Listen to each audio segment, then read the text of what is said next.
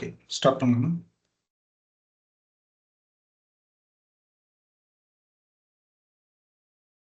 Yes, sir.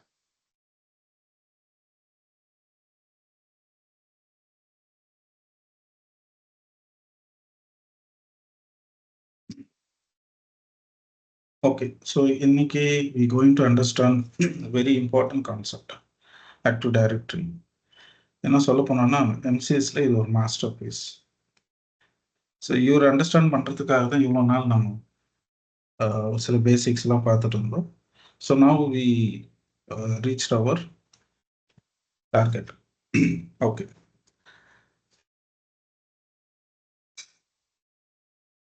so let me come from the history. Okay, ஒரு short history நம்ம பார்த்துடலாம். Active directory அப்படின்ற ஒரு வேர்டை மைக்ரோசாஃப்ட் இனிஷியலாக இன்ட்ரோடியூஸ் பண்ண ஒரு வேர்டு ஆக்டிவ் டைரக்டரி, அதாவது AD, service name called as active directory.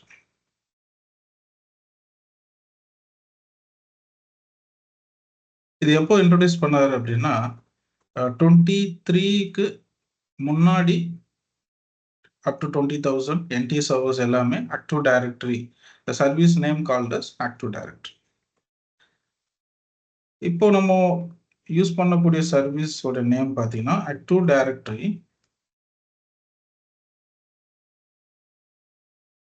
Domain service. So இதை ஷார்ட்டாக எப்படி சொல்லுவோம் அப்படின்னா ADDS. Since from 28, the current version 2025. Okay, so இப்படிதான் இவங்க நேம் கன்வர்ஷன், சர்வீஸோட நேம் கன்வர்ஷன் சேஞ்ச் பண்ணார் Microsoft. Okay, next directory service. Directory service. So இந்த directory service provided by Microsoft ஒன்லியா அப்படின்னு கேட்டால் கிடையாது. In market we have different platform. For example, in Linux we can call it as LDAP. LDAP service. In Google, directory service. Sir, LDAP expansion, no sir? Lightweight directory access protocol. Lightweight directory access protocol.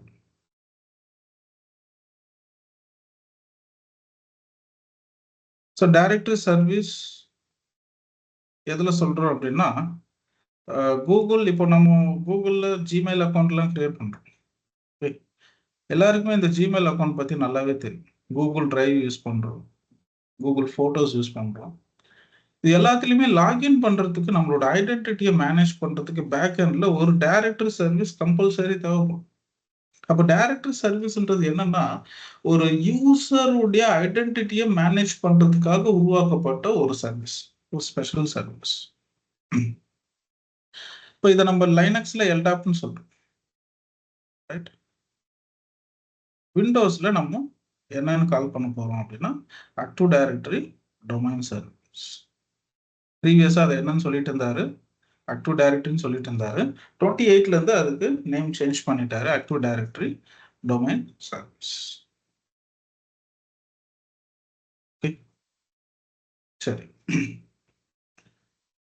இப்போ இந்த directory சர்வீஸ் நான் என்ன சொல்றேன் அப்படின்னா, just for managing the user identity, ஒரு identity and access management.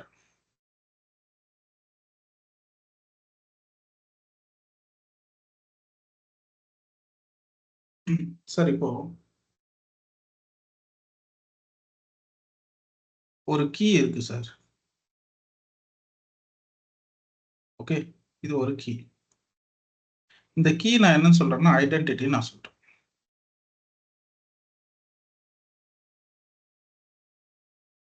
இந்த கீயை யூஸ் பண்ணி நீங்க என்ன சார் பண்ணுவீங்க? வீடோட லாக் நீங்க ஓபன் பண்ணலாம், இல்ல ஒரு கபோர்ட் லாக் ஓபன் பண்ணலாம், இல்ல ஏதாச்சும் ஒரு உங்களுடைய பீரோ லாக் ஓபன் பண்ணலாம். ஏதோ ஒரு லாக்கர் ஓபன் பண்றதுக்காக யூஸ் பண்ணக்கூடிய ஒரு கீ. அது பைக் கீயா இருக்கலாம், கார் கீயா இருக்கலாம், எனிதிங். ஓகே, நாட் ஒன்லி வீடு மட்டும் இல்ல. அப்போ ஒரு கீன்றது என்ன அப்படின்னா, you going to use the key to access something. ஏதோ ஒன்று ஆக்சஸ் பண்ண போறீங்க. Access something.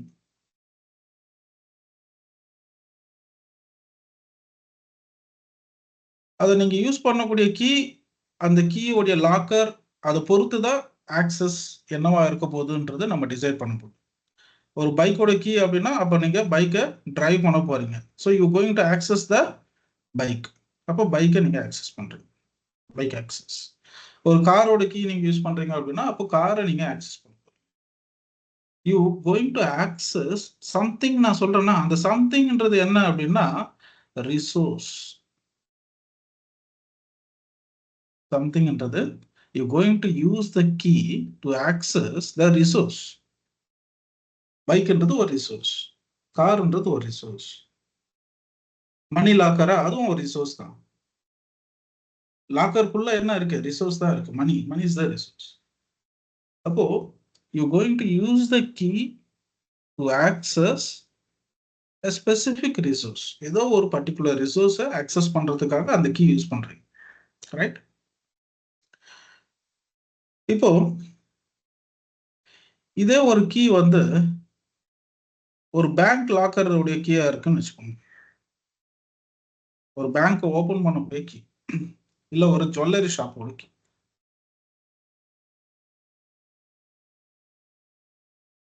இப்போ உங்ககிட்ட ஒரு ஜுவல்லரி ஷாப் கீ கொடுத்துட்டு, சார் ஜஸ்ட் 1 கிராம் கோல்டுக்கு மேல எடுக்காதீங்கன்னு சொன்னா யாராச்சும் இருப்பாங்க?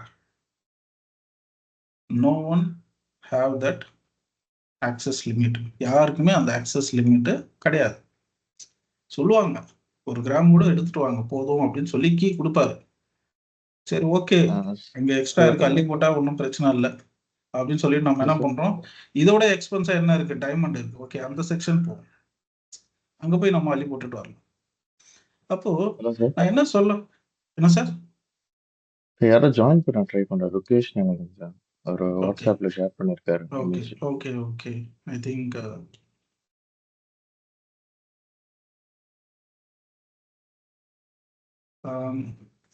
ஸோ இப்போ ஜாயின் பண்ணவர் தான் பின் பண்ணாரான்னு தெரியல.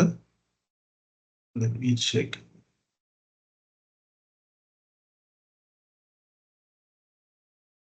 Request to join கேக்குது சார். ஜாயின் பண்ணட்டுமா சார்? அவர் ஜாயின் பண்ணிட்டாருன்னு நினைக்கிறேன். இல்லை, waiting for others to join. அவர் வேற ஒரு லிங்க் ரெஃபர் பண்றாருன்னு நினைக்கிறேன் ஆக்சுவலா. ஓகே, ஜாயின் பண்ணிட்டாரு. சார் நீங்க தான் இப்போ பிங் பண்ணியிருந்தீங்களா வாட்ஸ்அப் குரூப்ல ஸ்கிரீன்ஷாட் போட்டுட்டு waiting for others to join?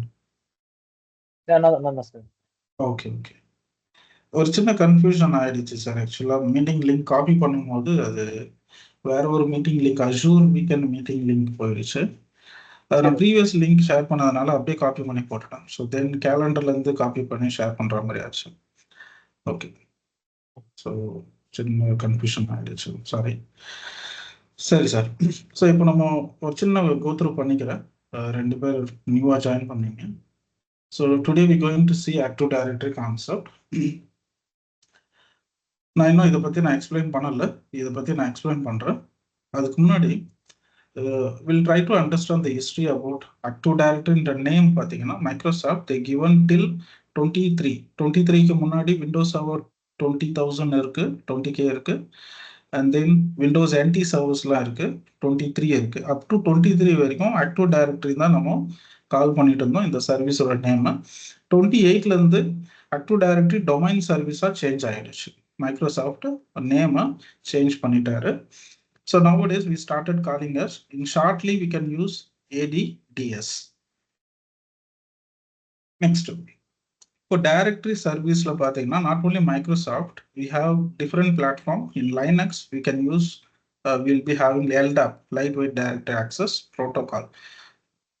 Google அவரோட பேக்எண்ட்ல வந்து டைரக்டரி சர்வீஸ்னே அவர் மேனேஜ் பண்றாரு. இவங்க எல்லாமே வெரி சிமிலரா தான் யூஸ் பண்ண முடியும் நேம். ஸோ டைரக்டரின்றது ஒரு யூனிவர்சல் கீவேர்டு. ஸோ அதில் அல்டர் பண்ணி அவங்க யூஸ் பண்ணிப்பாங்க. எல்லாத்துலேயும் பார்த்தீங்கன்னா டைரக்டரி வரும். எல்டாப்ல டைரக்டரி, அதை ஷார்ட் பண்ணி எல்டாப்னு வச்சுட்டாரு. கூகுள் டைரக்டரி சர்வீஸ்னு வச்சிருக்காரு. மைக்ரோசாஃப்ட் ஆக்டிவ் டைரக்டரி டொமைன் சர்வீஸ்னு வச்சிருக்காரு. ஸோ எல்லா நேம்லையும் பார்த்தீங்கன்னா டைரக்டரின்றது கம்பல்சரி வரும். ஏன்னா அதுதான் keyword. For understanding the purpose of service, directory is the keyword.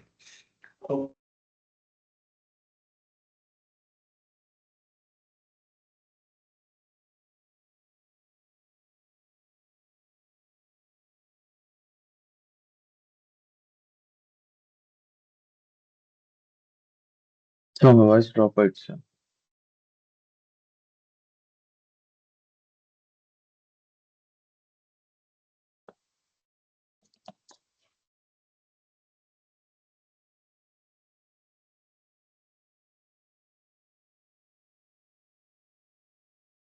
Okay sir, கேக்குதுங்களா? ஒரு சின்ன டிஸ்ட்ராக்ஷன், அது network glitch.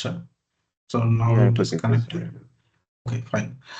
So any platform name நீங்க எடுத்தாலும் அதுல வந்து டைரக்டரின்ற ஒரு வேர்டு இல்லாம இருக்காது. ஏன்னா இதுதான் வந்து ஒரு key component for understanding the purpose of service. இந்த சர்வீஸோடைய பர்பஸ் என்னன்றதை மீன் பண்றதுக்காக யூஸ் பண்ணக்கூடிய ஒரு கீவேர்ட் தான் டைரக்ட். அது எல்லா பிளாட்ஃபார்ம்லையும் டைரக்ட்ன்றது வரும். பட் அதுக்கு ப்ரிஃபிக்ஸ் சஃபிக்ஸ்ல நேம் வந்து மிஸ்மேட்ச் ஆகலாம். ஓகே, இப்போ இந்த டைரக்டரி சர்வீஸ் என்ன பர்பஸ்க்காக நம்ம யூஸ் பண்றோம் அப்படின்னா, ஃபார் மேனேஜிங் த ஐடென்டிட்டி. உங்களோட யூசர் நேம், பாஸ்வேர்ட், உங்களோட கிரெடென்ஷியல்ஸ் எல்லாமே ஸ்டோர் பண்ணி அதை அதை மேனேஜ் பண்றதுக்காக உருவாக்கப்பட்ட ஒரு சர்வீஸ் தான் இந்த டைரக்டரி சர்வீஸ். ஸோ அதனால ஐடென்டிட்டி மேனேஜ் பண்ணக்கூடிய ஒரு சர்வீஸ்.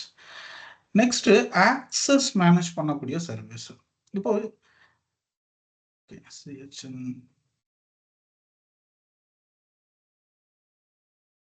இப்போ இது ஒரு சின்ன எக்ஸாம்பிள் நான் சொல்லிட்டு இருந்தேன்.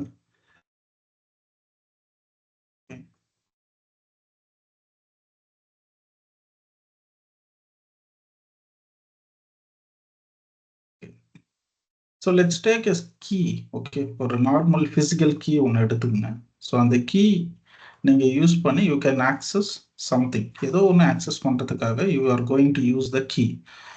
Let's take bike key or car key or ஏதாச்சும் ஒரு கீ நீங்கள் எடுத்தாலும் கூட அந்த கீயை யூஸ் பண்ணி யூ கோயிங் டு ஆக்சஸ், ஏதோ அந்த லாக்கை ஓப்பன் பண்ணி அந்த லாக்குள்ளே இருக்கக்கூடிய ஏதோ ஒரு விஷயத்த நீங்க ஆக்சஸ் பண்ண போறீங்க.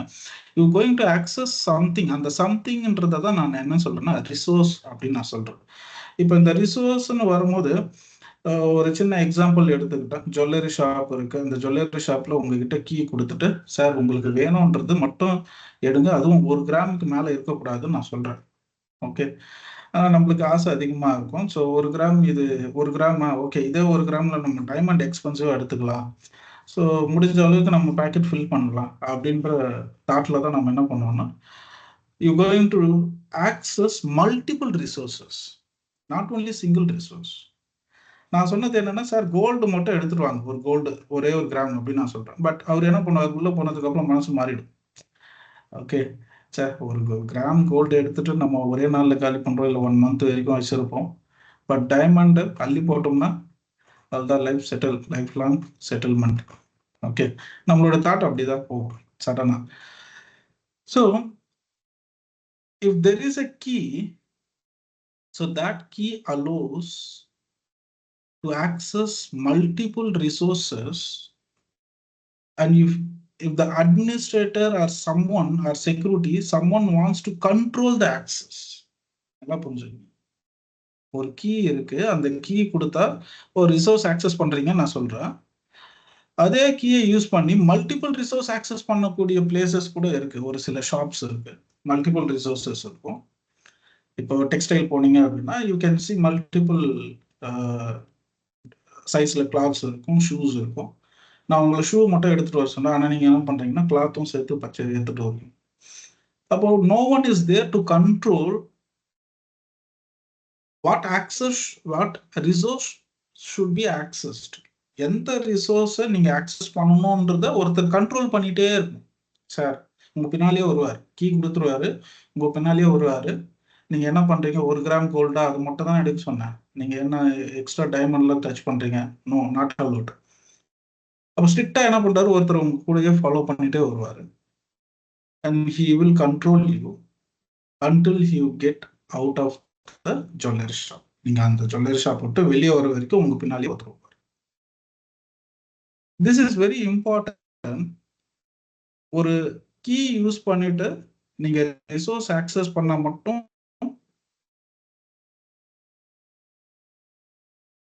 சார் கேக்குதுங்களா? திருப்பி ஏதாச்சும் டிஸ்கனெக்ட் ஆயிடுச்சா? Yeah, few seconds, sir. Minor disconnection, sir. ஒரு நிமிஷம் சார். ஓகே, இப்போ என்னோட நெட்வொர்க் எனக்கு வந்துடுச்சு. Let me connect to my.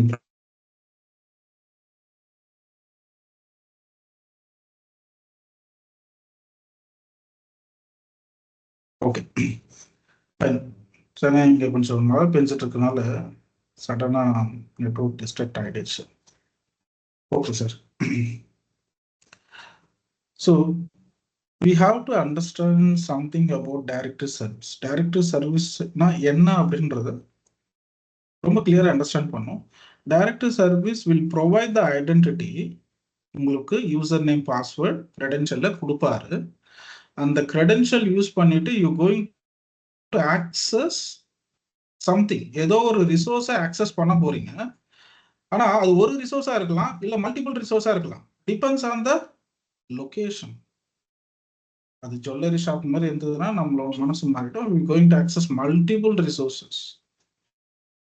Okay, நம்மளுக்கு பிடிக்காத ஒரு ஷாப் இருக்கு, அதுக்குள்ள லாக்கர்ல ஒண்ணுமே இல்லை, ஜஸ்ட் ஒரு பென்சில் பாக்ஸ் மட்டும் தான் இருக்கு, கடுப்பா இருக்கும். வெறும் பென்சில் பாக்ஸ் உடனே மட்டும் எடுத்துட்டு வந்துட்டே இருப்பாங்க. So we are not supposed to put a restriction to the location. லொகேஷனுக்கு ரெஸ்ட்ரிக்ஷனை போடக்கூடாது. ரெஸ்ட்ரிக்ஷன் யாருக்கு போடணும் அப்படின்னா, the person who entering into the jewelry shopல அவருக்கு பின்னால ஒருத்தரை ஷேடோ பண்ணிட்டே இருப்பார். சார் நான் ஷேடோ பண்ணிட்டே இருப்பேன், நீங்க ஏதாச்சும் டச் பண்ணீங்கன்னா உங்களை அப்படியே தூக்கிட்டு போய் வெளியே உட்கார. அப்போ இருக்கிற 1 கிராம் கோல்டு ஆக்சஸும் போயிடும். பரவாயில்லையா? சரி, ஓகே, வேற என்ன பண்றது? we can go with accessing a limited resource. அப்போ உங்க டைரக்டரி சர்வீஸ் என்ன பண்றாரு அப்படின்னா, நல்லா புரிஞ்சுங்க, he will manage the identity. Key இவரு தான் மேனேஜ் பண்றாரு. அந்த கீயை உங்ககிட்ட கொடுத்துருவாரு. அந்த கீ யூஸ் பண்ணி நீங்க ஆக்சஸ் பண்ணலாம். ஆனா என்ன ஆக்சஸ் பண்ணணும்ன்றது இவர் தான் டிசைட் பண்ணுவார். அது மல்டிபிள் ரிசோர்ஸா இருக்கலாம், சிங்கிள் ரிசோர்ஸா இருக்கலாம். இப்போ ஆக்டிவ் டைரக்டரி சர்வீஸ்ல யாரு கஸ்டமைஸ் பண்ணுவார்னா administrator. You are the administrator. அப்போ நீங்க தான் டைரக்டரி சர்வீஸ் கிட்ட இன்ஸ்ட்ரக்ஷன் கொடுக்கணும், சார் இவர் என்ன பண்ணலாம், என்ன பண்ணக்கூடாது. If you give full freedom, he will do anything. Like administrative privilege கொடுத்துட்டீங்கன்னா முடிஞ்சிருச்சு. He will access entire thing. ஒரு ஷாப் ஓனரோட ஆக்சஸ் கொடுத்துட்டீங்கன்னா அவ்வளவுதான், அவர் எல்லாத்தையும் காட்டியே போட்டுருவார். Okay, if you really wants to control someone accessing the resource by using the identity, then you have to create a policy. The policy called as group policy object in Active Directory. அப்ப group policy வழியா you can create a rules, and that rule will be applicable for the user. User என்ன பண்றாரு, key எடுத்துட்டு போறாரு. அப்போ இந்த rule எங்க attach ஆயிருக்கும், இந்த கீயோட அட்டாச் ஆயிருக்கும். ஓகே, ஸோ ஒரு directory சர்வீஸ்ன்றது not only going to provide the identity and access management service, also you're going to control the resource access by using the group policy object. அது நம்ம later பார்க்கலாம், group policy object. So now let me come to this point. Active Directory is a directory service developed by Microsoft that provides a centralized platform. இதுதான் ரொம்ப important. The centralized platformன்றது என்ன அப்படின்னா, you can control the computers sitting from single location. So you can control it remotely also. So wherever the machine connected to domain network, you can control it sitting in one place. Adhanalda idu centralized platform for managing and organizing network resources like users, computers, groups, policies. So managing and organizing network resources. Network resources, let's take printer. Printer is also a network resources. Network la join பண்ணக்கூடிய devices. Computer, இதுவும் network resource. வேற என்ன sir இருக்கு? Laptop எல்லாமே ஒண்ணுதான். Computer, laptop எல்லாமே ஒண்ணுதான். Okay. So any additional things? We have lot many. DHCP server, DNS, and other Active Directory ஓட integrate பண்ணக்கூடிய application services எல்லாமே network resources தான். That will come under physical or software based. Okay. இதெல்லாமே physical devices. Software based அப்படின்னா நிறைய softwares இருக்கு. DNS இருக்கு, application, DHCP application. And nowadays many applications got integrated with Active Directory, even firewall application, SQL. எல்லாமே ஏடியோட integrate ஆகிதான் இருக்கு. So இது எல்லாருமே control பண்றதுக்காக யூஸ் பண்ணக்கூடிய ஒரு சென்ட்ரலைஸ்டு பிளாட்ஃபார்ம் தான் இந்த ஆக்டிவ் டைரக்டரி டொமைன் சர்வீஸ். இது எப்படி கண்ட்ரோல் பண்றாரு அப்படின்னா with the help of policies. You have to create a policy. After creating ஐடென்டிட்டிக்குன்னு ஒரு ஆக்சஸ் ரூல் நீங்க கிரியேட் பண்ணணும். ஸோ நீங்க ஆக்சஸ் ரூல் கிரியேட் பண்ணா மட்டும்தான் அந்த identity will be controlled. So limited restriction உங்களால் கொடுக்க முடியும். இல்லை அப்படின்னா he will be having a default restriction. டிஃபால்ட்டாகவே ரெஸ்ட்ரிக்ஷன் இருக்கும். ஸோ நீங்கள் வேணும்னா அந்த ரெஸ்ட்ரிக்ஷனை இன்னும் இன்க்ரீஸ் பண்ணிக்கலாம். இல்லை you can customize with limited or higher level permissions. நீங்கள் எப்படி வேணால் உங்களோட ப்ரிவிலேஜை இன்க்ரீஸ் பண்ணிக்கலாம். ஓகே. ஸோ இது புரியுதா sir? Active directory domain service.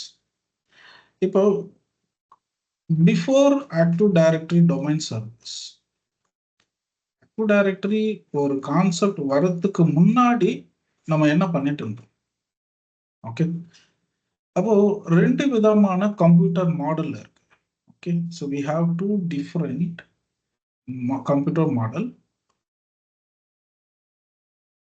Computer model அப்படின்னு சொன்னா நீங்க வந்து அது பிராண்டு அந்த மாதிரி நீங்க யோசிக்குவாங்க. You can say work group, computer network model, work group கேள்விப்பட்டிருக்கீங்களா? And domain group. Stand alone system தானே ஒர்க் குரூப் சொல்லுவாங்க சார்? ஆமா. ஸோ ஸ்டாண்ட் அலோன் சிஸ்டம் எல்லாமே ஒர்க் குரூப்.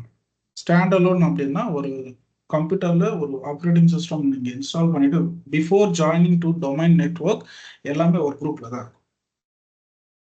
ஸோ ஒரு கம்ப்யூட்டர் டொமைன்ல ஜாயின் பண்றதுக்கு முன்னாடியே பார்த்தீங்கன்னா it will be in work group model. So system sysdm.cpl. So இங்க பார்த்தீங்கன்னா உங்களுக்கு தெரியும் your computer is in work group model. If you want to change, you can change. So member of domain controller நீங்க change பண்ணிக்கலாம். Okay, by default all the Windows operating system before joining into domain network it will be in work group. Work groupல தான் இருக்கும். ஏதாச்சும் ஒரு computer network குரூப்ல இருக்கணும். either domain group or work group. Default அது work groupல இருக்கும். You have to change into domain group. இப்போ work குரூப்ல இருக்கும் போது என்ன பெனிஃபிட் இருக்கு, டொமைன் குரூப் போனதுக்கு அப்புறம் என்ன பெனிஃபிட் இருக்கு? சே ஃபார் எக்ஸாம்பிள், இப்போ இன் ரியல் டைம்ல if there is multiple computers,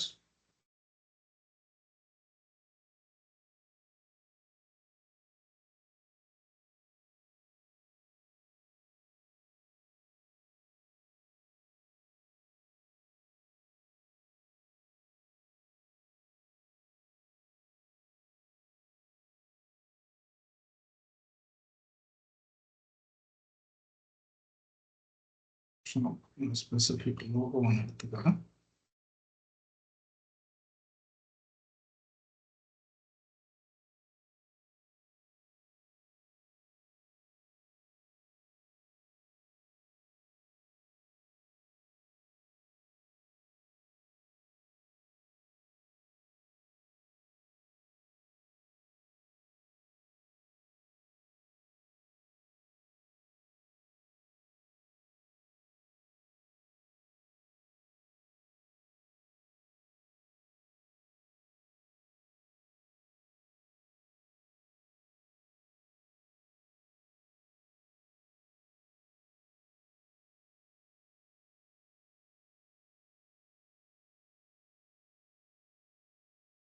Okay, so when you have multiple computers in a company, so before domain network, all the computers will be in work group model. எல்லாருமே work group modelல தான் இருப்பாங்க.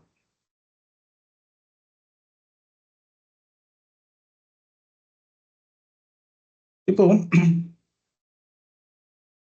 nowadays எல்லாருக்குமே ஒரு seat number இருக்கும்.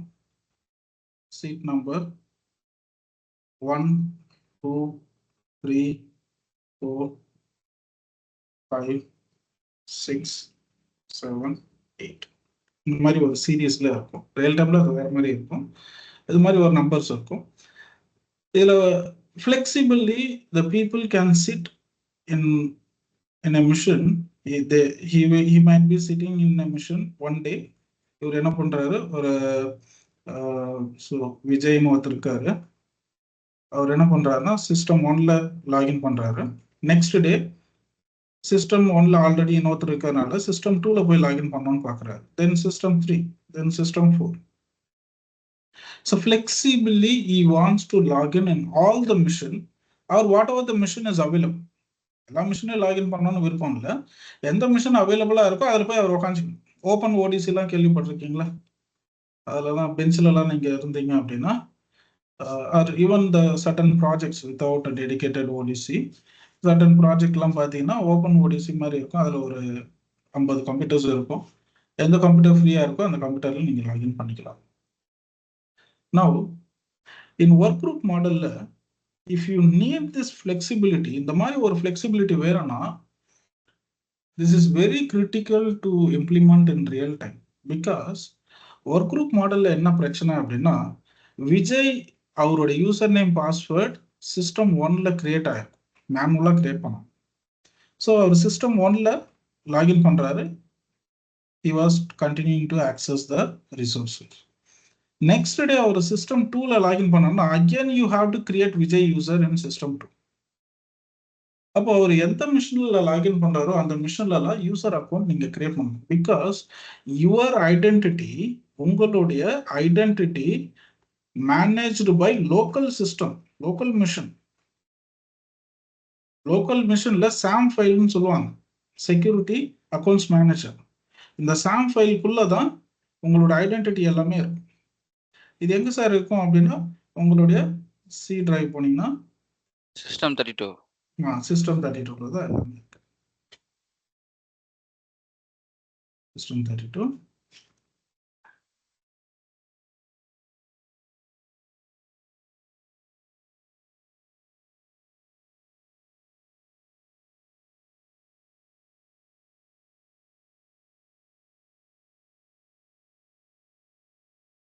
Actually,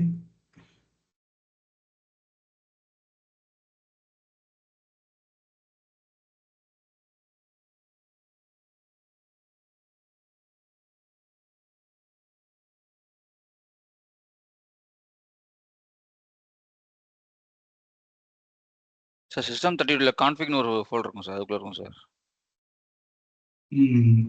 config அதுக்குள்ள இருக்கும் sir. இங்க இருக்கு சார். இது பூட்டிங் கான்செப்ட்ல நம்ம இது ஓப்பன் பண்ணியிருக்கோம். அந்த பிசிடி எல்லாம் கேள்விப்பட்டிருக்கீங்களா? பிசிடி. ஸோ இது விண்டோஸ் 11ன்றதுனால சேஞ்ச் ஆயிருக்குன்னு நினைக்கிறோம். Okay, so here you can see the where it is SAM file. So here, so you cannot access this file. Okay, even we don't have option to access. Even you are the administrator, you won't be having access to log in into the page. அப்போ இதை நீங்கள் access பண்ணணும் அப்படின்னா you can manage in control panel. Control பேனலில் போயிட்டு நீங்கள் user manage பண்ணலாம். So that will be stored in SAM file. அப்போ நீங்கள் கிரியேட் பண்ணுற ஐடென்டிட்டிஸ் எல்லாமே சிஸ்டம் ஒன்னோட SAM ஃபைலில் இருக்கு. அதே மாதிரி every machine will be having a individual SAM file, இண்டிபெண்ட்டாக இருக்கும் SAM ஃபைல். அப்போ ஒரு SAM ஃபைலையும் நீங்கள் யூசர் விஜய்னு கிரியேட் பண்ணணும். ரியல் டைமில் மோர் தென் 1000+ எம்ப்ளாயிஸ் இருப்பாங்க. அந்த 1000+ எம்ப்ளாயிஸ் ரொட்டேஷன் பேசிஸ்ல அவங்க ஓப்பன் ஓடிசில இங்க இருக்கிற எல்லா ஒர்க் குரூப் மிஷின்லயும் லாகின் பண்றாரு அப்படின்னா, then think of it, how many users I can create in a mission. SAM file may allow to create more than 1000 users. அது பிரச்சனை இல்லை. பட் உங்க லாக் ஆன் ஸ்கிரீன் பார்த்தீங்கன்னா உங்களுக்கே வந்து லைஃபே வெறுத்துருவீங்க. ஸோ ஃபுல்லா லாக் ஆன் ஸ்கிரீன்லேயே நீங்க ஸ்க்ரோல் பண்ணி உங்களோட அக்கௌண்ட்டை சூஸ் பண்ற மாதிரி when you are going to create thousands of identity in single mission. Because there is no advanced technology to manage all the identity in single place. Centralized ஒரு சர்வர்ல identity manage பண்ற மாதிரி ஒரு service அப்போ develop ஆகல before domain network. அப்போ work குரூப்ல இருக்கக்கூடிய ஒரே ப்ராப்ளம் என்னன்னா, managing the identity is very difficult. And if anything happens to the device, உங்களோட ப்ரொஃபைல் எல்லாமே லாஸ் ஆயிடுமா? Profile data it will not be stored anywhere at backend. உங்களோட மிஷின் கிராஷ் ஆயிடுச்சு அப்படின்னா OS அவ்வளோதான், ரீஇமேஜ் பண்ணும்போது it's very difficult to recover all your user profile data. அப்போ data loss இருக்கும். ஐடென்டிட்டி மேனேஜ் பண்றது that's very difficult for you. Okay, and one more thing is security. Now let's come to the security point. இப்போ security பத்தி பேசும்போது இன்னுமே பிரச்சனை தான், which is more similar like identity.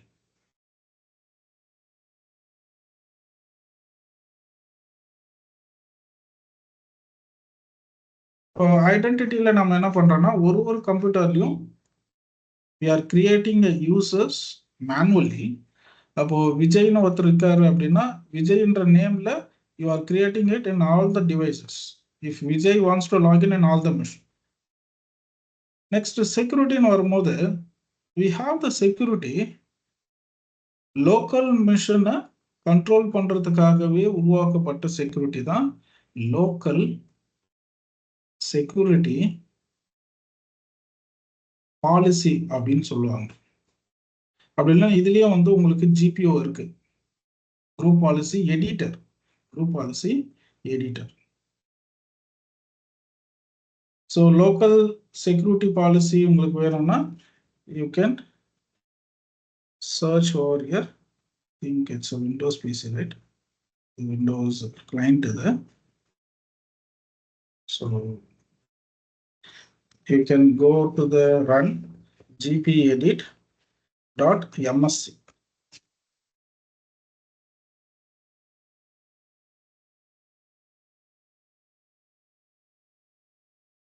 Windows 7 ஏதாச்சும் மாறிடுச்சா?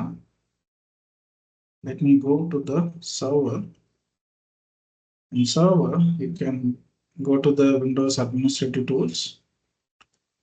And here you can see local security policy. Local security policy Windows la irukku, Windows client la irukku. I know very well. So Windows 10 la na check pannirken, but 11 la I think the option was not there. Maybe we have to find out somewhere. So local security policy irukka, idhula poitu you can create a account policies, password policy enna venum, default complexity venuma, inga complexity enable irukku. So default complexity and password length எல்லாம் 0 இருக்கிறதுனால தான் நீங்க என்ன பண்றீங்கன்னா உங்களோட personal பிசிக்கு you can set the password நம்பர்ஸ்ல set பண்ணிக்கலாம், ஆர் லிமிட்டட் நம்பர் செட் பண்ணிக்கலாம், கேரக்டர்ஸ் செட் பண்ணிக்கலாம். இது எல்லாமே இன்னும் ஸ்ட்ராங்கா மாத்தணும்னா நீங்க பாஸ்வேர்ட் ஏஜ் எல்லாம் கொடுக்கலாம். And local policies, we have lot more policies, more than 1000+ policies இருக்கு. And then if you go to the GP editor, gpedit.msc போனீங்கன்னா this is very similar console. இதுவும் லோக்கல் குரூப் பாலிசி எடிட்டர் தான், இந்த domain group policy கிடையாது. This is very similar to domain group policy. So here you can control everything. So உங்களுக்கு என்னென்ன வேணுமோ you can control it. So we have lot நிறைய.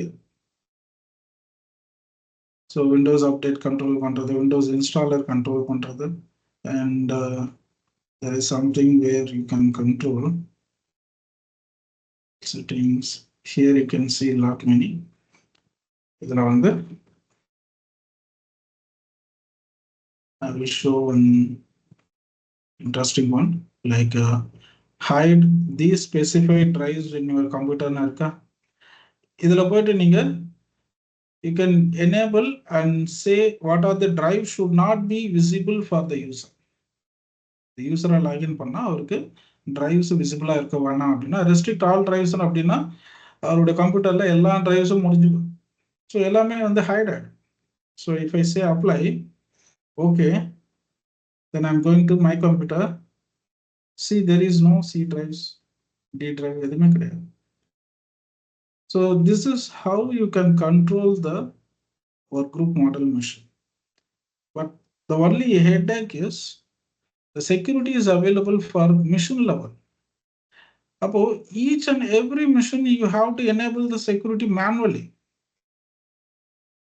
ஒரு 1000 PC provision பண்ண சொல்லி அட்மினிஸ்ட்ரேட்டருக்கு ஒரு ரிக்வயர்மெண்ட் வருதுன்னா அப்போ 1000 times 1000 users you have to create it in all the PC, and you have to create the security group, security policies, local security policy. So இது எல்லாமே ஒரு மேனுவலா கிரியேட் பண்ணும். So at end of the time அட்மினிஸ்ட்ரேட்டரோட task வந்து ரொம்ப increase ஆகும். So that is not possible to control the PC.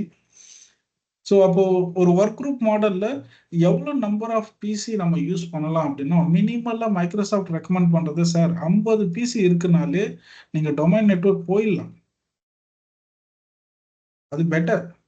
அப்படி இல்லையா ஃபினான்ஷியலா உங்க கம்பெனி பிசினஸ் வந்து டொமைன் லைசன்ஸ்லாம் வாங்க முடியாது அப்படின்னு சொல்றாரா, okay, then you can continue with work group model. அப்போ 50 times வந்து நீங்க என்ன பண்ணணும், எல்லா கம்ப்யூட்டர்லயும் போயிட்டு you have to create a single user.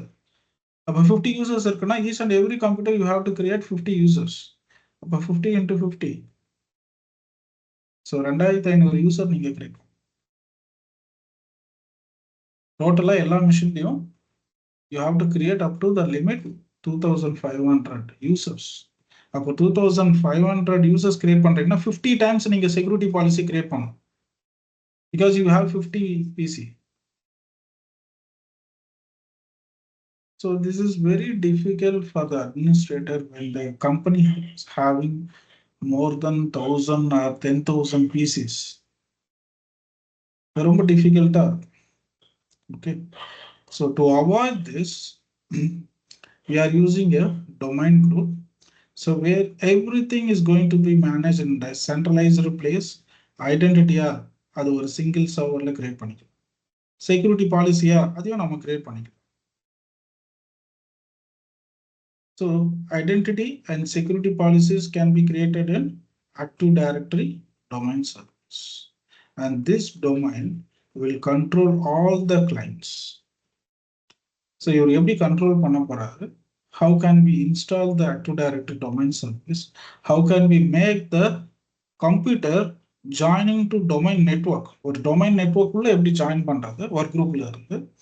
So backend ல என்ன நடக்குது while joining into the domain network, how the authentication happens between domain and client, and what are the protocols used, and what are the port numbers should be open in domain network. So இது எல்லாமே நம்ம டீடைலா பார்க்கலாம். இது புரியுதா sir? The difference between work group and domain group model. A small business network you can go for work group. Okay, so more than 50 users இருக்கக்கூடிய ஒரு businessல you should have to deploy the domain Active Directory service and create a domain network. Okay, இப்போ ஒரு browsing center இன்னைக்கு பாத்தீங்கன்னா browsing centerலயே domain network வந்துச்சு. That's very simple. ஏன்னா browsing centerல அவர் என்ன பண்றாருன்னா OS எல்லாமே கிராக் பண்ணி போட்டுருவாரு. எல்லாமே வந்து இல்லீகல் லைசன்ஸ்ல தான் இருக்கும். டொமைன் சர்வீஸ் ஃப்ரீ ஆஃப் காஸ்ட்ல ஓஎஸோட இன்பில்டாக வந்துடும். Server OS, any server OS you can prefer to choose. அவ்வளோதான். ஸோ எல்லா பிசிலையும் அவர் யூசர் கிரியேட் பண்ணிடுறாரு. அந்த யூசர் நேம் கொடுத்து லாகின் பண்ண சொல்ல ஒரு ஸ்டாண்டர்ட் ஒரு யூசர் இருக்கும், காமன் யூசர், எல்லா மிஷினுக்கும் ஒரே மாதிரியான யூசர். இல்லை அப்படின்னா அவர் என்ன பண்ணுவார், ஒரு எத்தனை பிசி இருக்கு, ஒரு 15 பிசி இருக்கா என்னோட ப்ரௌசிங் சென்டர்ல, he will create 15 users in domain controller.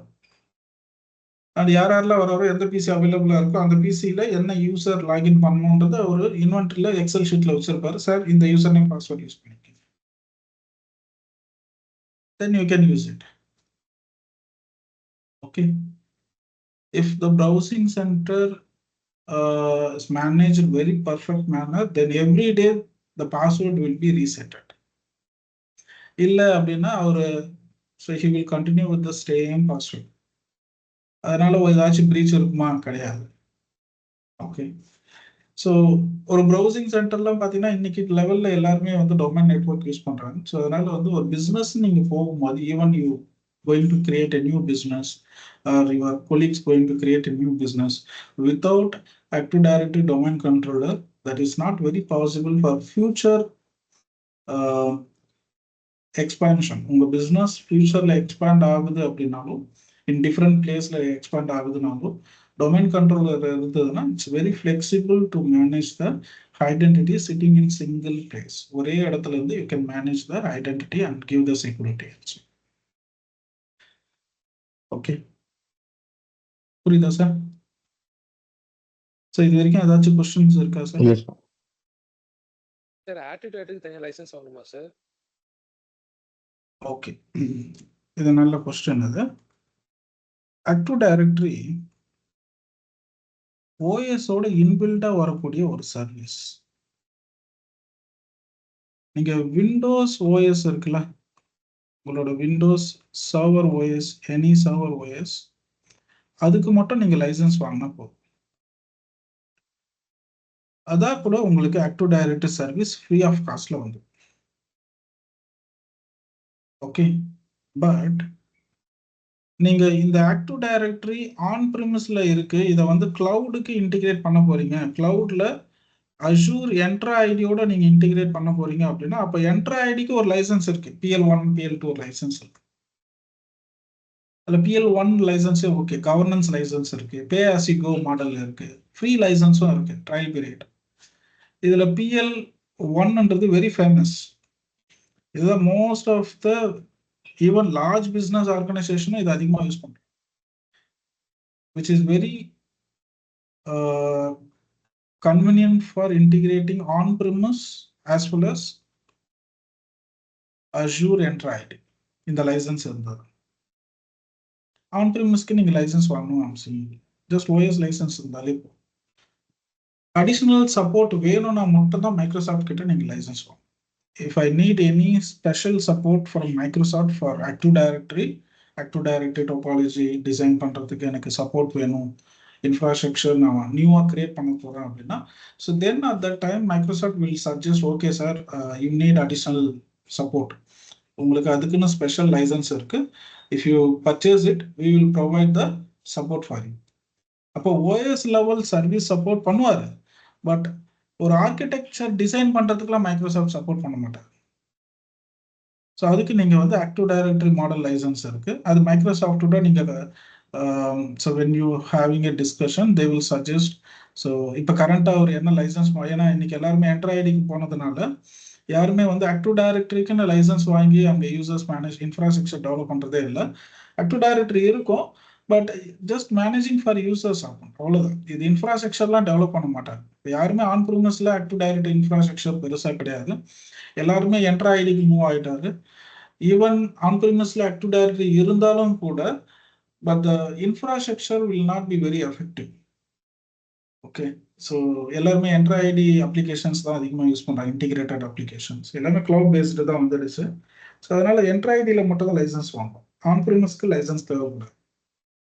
But very long back நீங்கள் 28 R2லாம் யூஸ் பண்ணும்போது ஆன் ப்ரீமஸ் லைசன்ஸ் இருக்கும். ஏன்னா அந்த ஸ்டேஜில் அஷூர்ன்ற வேர்டே மைக்ரோசாஃப்ட் யூஸ் பண்ணல எங்கேயுமே.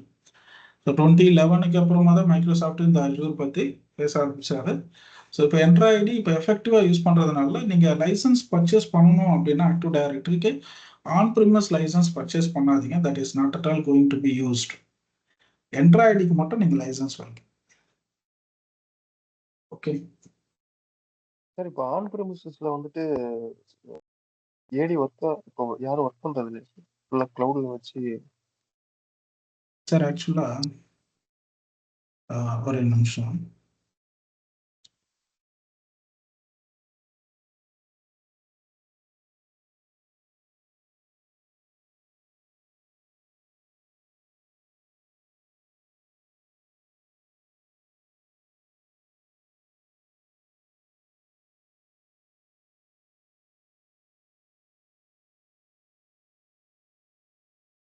ரியல் டைம்ல சார் நம்ம வந்து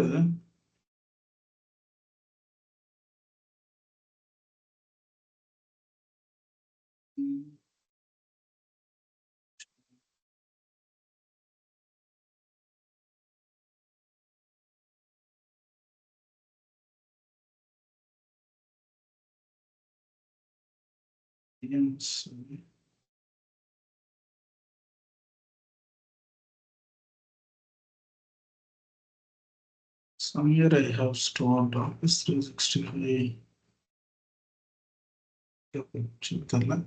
Okay, so let me go with this.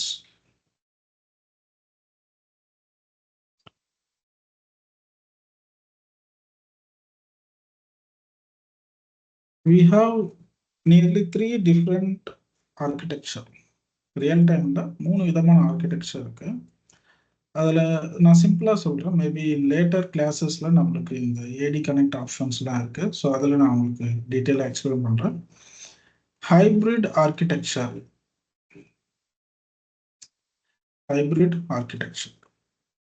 Architecture தான். பட் இந்த ஹைப்ரிட் ஆர்கிடெக்சர்லேயே 2 இருக்கு.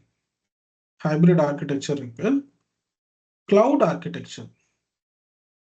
ஒரு கம்பெனி இன்ஃப்ரா வந்து ஒன்று ஹைப்ரிடாக இருக்கும், இல்லை கிளவுட் ஆர்கிடெக்சர் இருக்கும். கம்ப்ளீட்டாக all the servers and applications will be running in cloud அப்படின்னா அது கிளவுட் ஆர்கிடெக்சர். ஹைப்ரிட் ஆர்கிடெக்சர்னு வரும்போது the partial application will be running in on-premise and partial application will be running in cloud and both will be in sync அப்படின்னா அது hybrid. இப்போ இந்த ஹைப்ரிட்லேயே Windows ஆன்-ப்ரிமிஸ்ல இருக்கும், கிளவுட்லயும் Windows இருக்கும். நான் விண்டோஸ் வந்து ஆன்-ப்ரிமிஸ்ல இருக்கும். Like Domino, IBM, Lotus Notes, HCL Lotus நோட்ஸாக மாறிச்சு. விண்டோஸ் வந்து கிளவுடா இருக்கும். சம்டைம் விண்டோஸ் வந்து ஆன்-ப்ரிமில் இருக்கும், AWS வந்து கிளவுடா இருக்கும். ஸோ இந்த மாதிரி கிராஸ் பிளாட்ஃபார்மும் இருக்கு. இது எல்லாமே ஹைப்ரிட் தான் சார், ஹைப்ரிட் ஆர்கிடெக்சர். இது எல்லாமே ஜிசிபி இருக்கு. ஓகே, இன்னும் பார்த்தீங்கன்னா நிறைய பேர் வந்துட்டு இருக்காங்க ஆரக்கிள் கிளவுட்ல. இப்போ வந்து பார்த்தீங்கன்னா பிஸ்னஸ்க்கு தே ஸ்டார்டட் ஆரக்கிள் கிளவுட். ப்ரீவியஸாக வந்து அவரோட ஓன் அப்ளிகேஷன் மட்டும் தான் ஹோஸ்ட் பண்ணிட்டு இருந்தார். Now he was part of the competitor. ஆனால் இன்னும் வந்து எஃபெக்டிவாக வரல. But slowly they are improving the technology. Maybe in 5 years later பார்த்தீங்கன்னா எப்படி நம்ம AWS, Azure, GCP பற்றி பேசுகிறோமோ அந்த மாதிரி நம்ம ஆரக்கிள் பற்றி பேச ஆரம்பிக்கும். Now they are becoming to the business product. So இது எல்லாமே ஹைப்ரிட் ஆர்கிடெக்சர். ஸோ இந்த ஹைப்ரிட் ஆர்கிடெக்சரில் நீங்கள் விண்டோஸ் ஆன்-ப்ரிமிஸ்ல யூஸ் பண்ணுறீங்க அப்படின்னா அப்போ ஆக்டிவ் டைரக்டரி ஆன்-ப்ரிமிஸ்ல இருக்கும். கிளவுட்ல அஜூர் நீங்கள் யூஸ் பண்ணுறீங்க அப்படின்னா உங்களுக்கு என்ட்ரு ஐடி. இப்போ இந்த ஆன்-ப்ரிமிஸ் ப்ராடக்ட்டுக்கு நீங்கள் லைசன்ஸ் வாங்க வேண்டியதே கிடையாது. OS லைசன்ஸ் இருந்தால் போதும். என்ட்ரு ஐடிக்கு மட்டும்தான் நீங்கள் லைசன்ஸ் வாங்க போகிறீங்க. இப்போ இந்த ஆன்-ப்ரிமிஸ் எதுக்காக நான் யூஸ் பண்ணுறேன் அப்படின்னா சார், இப்போ ஒரு சின்ன எக்ஸாம்பிள், பேங்க்ல லாக்கர் ஃபெசிலிட்டின்னு ஒன்று இருக்கு. ஆனால் இது வரைக்கும் இந்த லாக்கர்ல போய் போடுற அளவுக்கு என்கிட்ட அமௌண்ட் கிடையாது, ஜுவல்லரியும் கிடையாது. இப்போ இந்த பேங்க் லாக்கருடைய பெனிஃபிட் என்னன்னு கேட்டீங்கன்னா, உங்ககிட்ட சேஃப்டி இல்லை, உங்களுடைய ஏரியா வந்து சேஃபா இல்லை ஸோ நிறைய பக்கத்து வீட்டிலலாம் திருட்டு போயிடுச்சு, உங்களுக்கு பயமா இருக்கு, உங்களோட ஜுவல்லரி எல்லாமே நீங்க சேவ் பண்ணணும் அப்படின்னா பேங்க் லாக்கர்ல போய் நீங்க அமௌண்ட்டை பே பண்ணி அவர் வந்து செக்யூர் பண்றாரு. ஆனா பேங்க் பாலிசி என்ன தெரியுங்களா? அதை நம்ம படிச்சு கூட பார்க்க மாட்டோம். Any theft happens, bank will not responsible. இது சின்னதா போட்டிருப்பாரு, அது யாருக்குமே தெரியாது. நிறைய பேருக்கு தெரியும், ஒரு சிலருக்கு தெரியாது நவடேஸ்.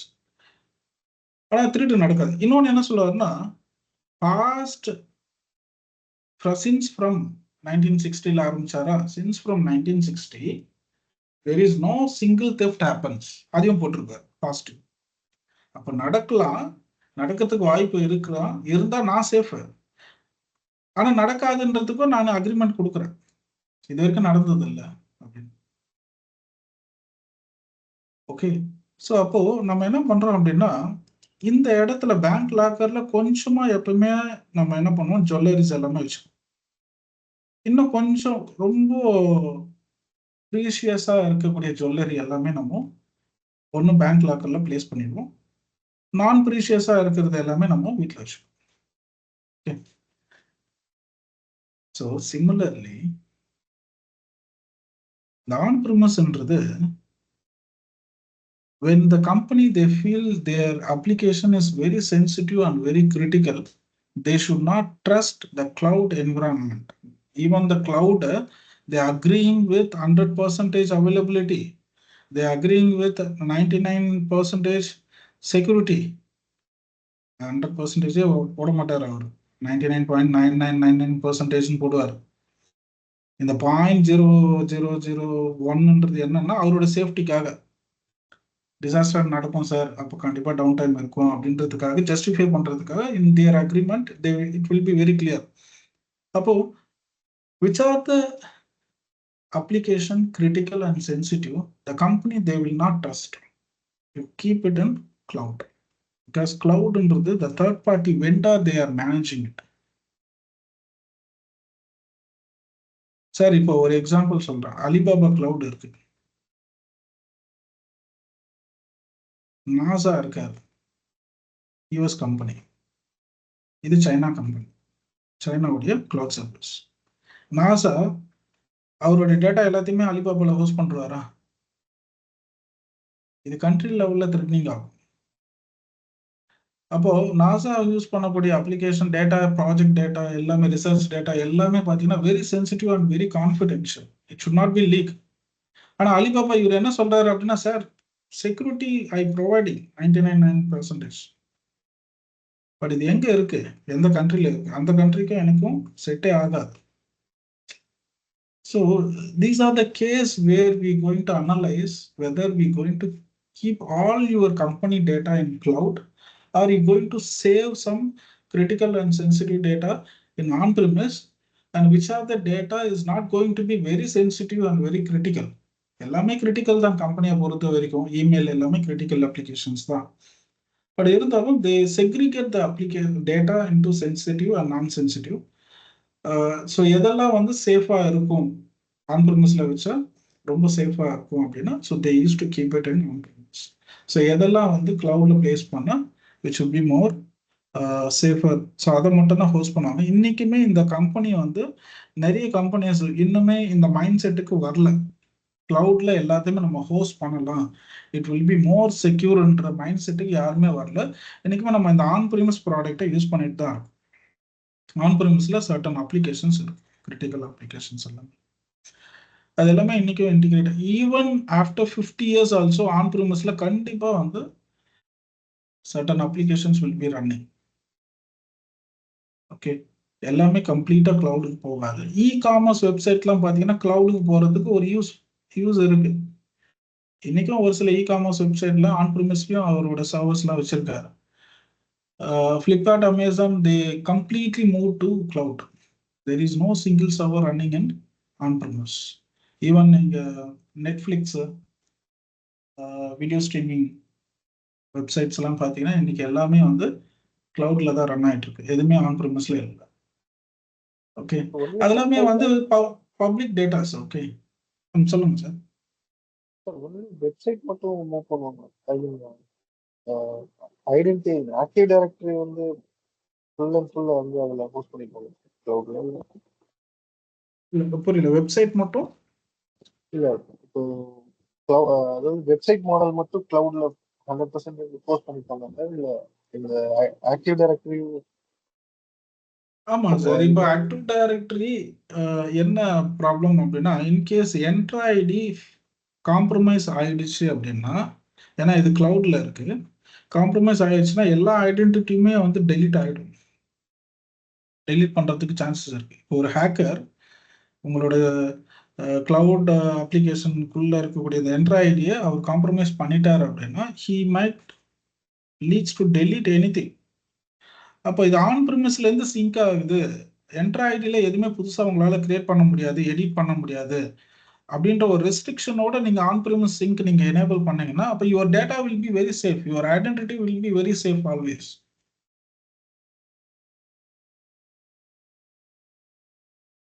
புரியுதுங்களா? ஸோ எந்த ஐடென்டிட்டி மட்டும் இல்லை, ஸோ எனி அப்ளிகேஷன் அதோட சோர்ஸ் வந்து ஆன் ப்ரிமிஸ்ல இருந்து சிங்க் ஆகுது அப்படின்னா it will be very safe. கம்ப்ளீட்டா நீங்க மூவ் பண்றீங்க கிளவுடுக்கு அப்படின்னா without any dependency from on premise, அப்போதான் நீங்க more then one time you have to think of it. இ காமர்ஸ்க்கு அந்த பிரச்சனை கிடையாது சார்.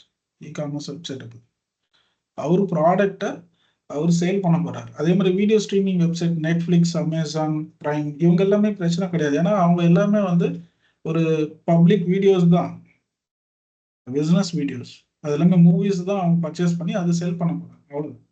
ஸோ அது கம்ப்ளீட்டாக அது கிளவுட்ல தான் ஹோஸ்ட் பண்ணுவாங்க. அதில் மூவி ஏதாச்சும் டவுன்லோட் பண்ணி அவர் எடுத்துகிட்டு போயிட்டான்னா அதெல்லாம் ஒன்றும் பிரச்சனையே கிடையாது. இன்னைக்கு நிறைய மூவிஸ் நம்ம ஆன்லைன் இருக்கிறோம், there is no physical CD or DVDs, அதனால அது பிரச்சனையே கிடையாது. So they are ready to move completely to cloud. But ஒரு ஐடென்டிட்டி மேனேஜ்மெண்ட் எப்பவுமே வந்து ஆன் ப்ரிமிஸ்ல ரன் பண்ணிட்டு இருக்கணும். So which should be sync with Entra ID.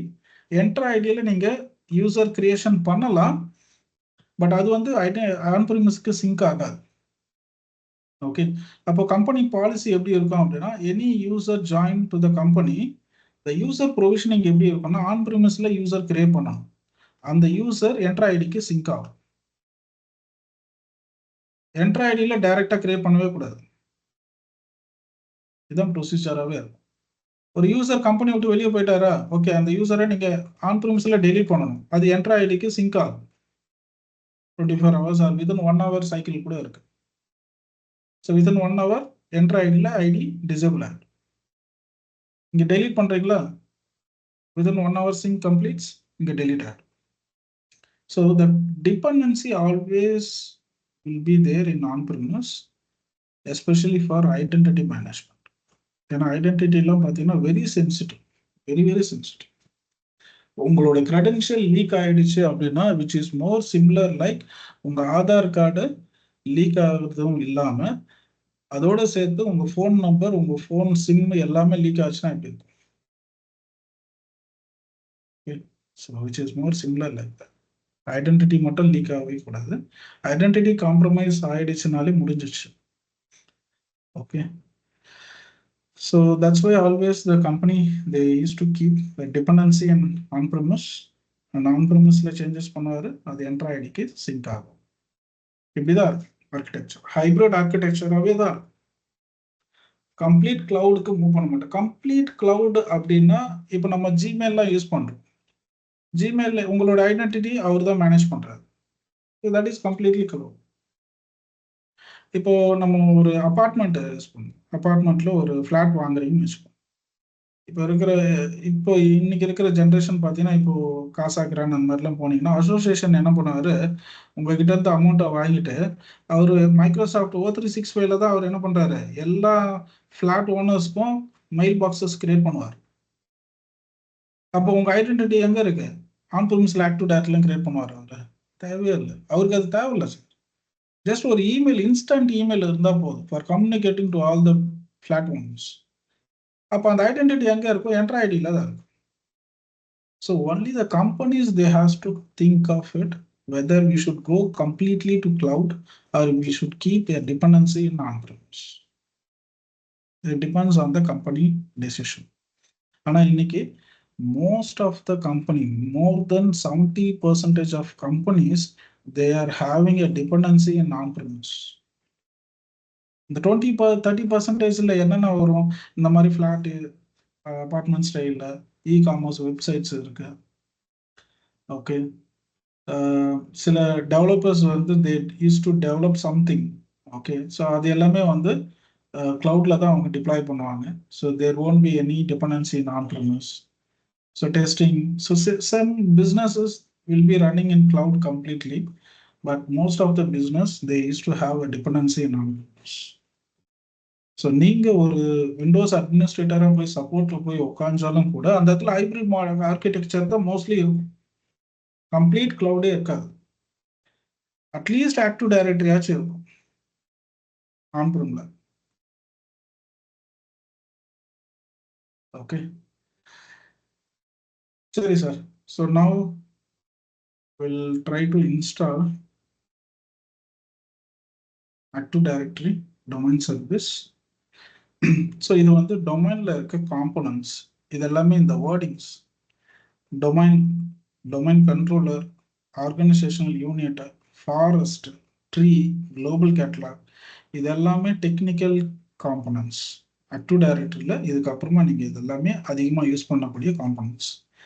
Real டைமில் நிறைய பேர் சொல்லுவார், டொமைன் கண்ட்ரோலர் சொல்லுவார், குளோபல் கேட்டலாக், ட்ரீ, ஃபாரஸ்ட், இது எல்லாத்துக்குமே என்ன மீனிங் அப்படின்னா, ஒரு டொமைன் அப்படின்னாலே within that domain it contains multiple objects.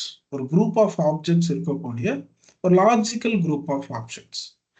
Users, computers, OU, group policy, இது எல்லாமே அதுக்குள்ள வரும். The purpose of managing the object is sharing the database with client or sharing the database with other domain controllers. Okay. Domain controller அப்படின்னு சொன்னோம்னா, இப்போ sir நிறைய பேர் வந்து BEd முடிச்சிருப்பாங்க. ஆக்சுவலாக அவங்க BEd முடிச்ச உடனே they are qualified for teacher, but they are not teacher. நல்லா புரிஞ்சு இந்த டிஃபரன்ஸ் புரிஞ்சு. MBBS முடிச்சிருப்பாரு, he is qualified for doctor, but he is not a doctor. ஏன் இவர் டாக்டரா இல்லைன்னா இவர் எந்த பேஷண்ட்டை ஒன்றும் அட்டன் பண்ணல. So you qualified but you are not taking that ரெஸ்பான்சிபிலிட்டின்னா, அப்போ அந்த ரெஸ்பான்சிபிலிட்டி ரோல் நீங்க பிளே பண்ணாத வரைக்கும் you are not the person to have the name. டீச்சர்னு சொல்ல முடியாது, டாக்டர்னு சொல்ல முடியாது, ஒரு இன்ஜினியர்னு சொல்ல முடியாது. சிமிலர்லி டொமைன் அப்படின்னா it contains multiple objects. User object இருக்கும், ஐடென்டிட்டி இருக்கும், குரூப்ஸ் இருக்கு, கம்ப்யூட்டர் ஆப்ஜெக்ட்ஸ் இருக்கு. இது எல்லாமே மேனேஜ் பண்றதுக்கு நம்ம யூஸ் பண்ணக்கூடிய சர்வீஸ் தான் ஆக்டிவ் டைரக்டரி டொமைன் சர்வீஸ். அப்போ active directory domain service install பண்ணாலே டொமைன் ஆயிடும். ஆனா டொமைனை மட்டும் வச்சுக்கிட்டு நம்ம இவர் கண்ட்ரோல் பண்றாரா, யாராச்சும் கண்ட்ரோல் பண்றாரா sir? Any client is member to the domain network. அப்போ அந்த கிளைண்ட்டை கண்ட்ரோல் பண்றாரா? குரூப் பாலிசி நம்ம எனேபிள் பண்ணிருக்கோமா? through the group policy whether he is going to control multiple devices.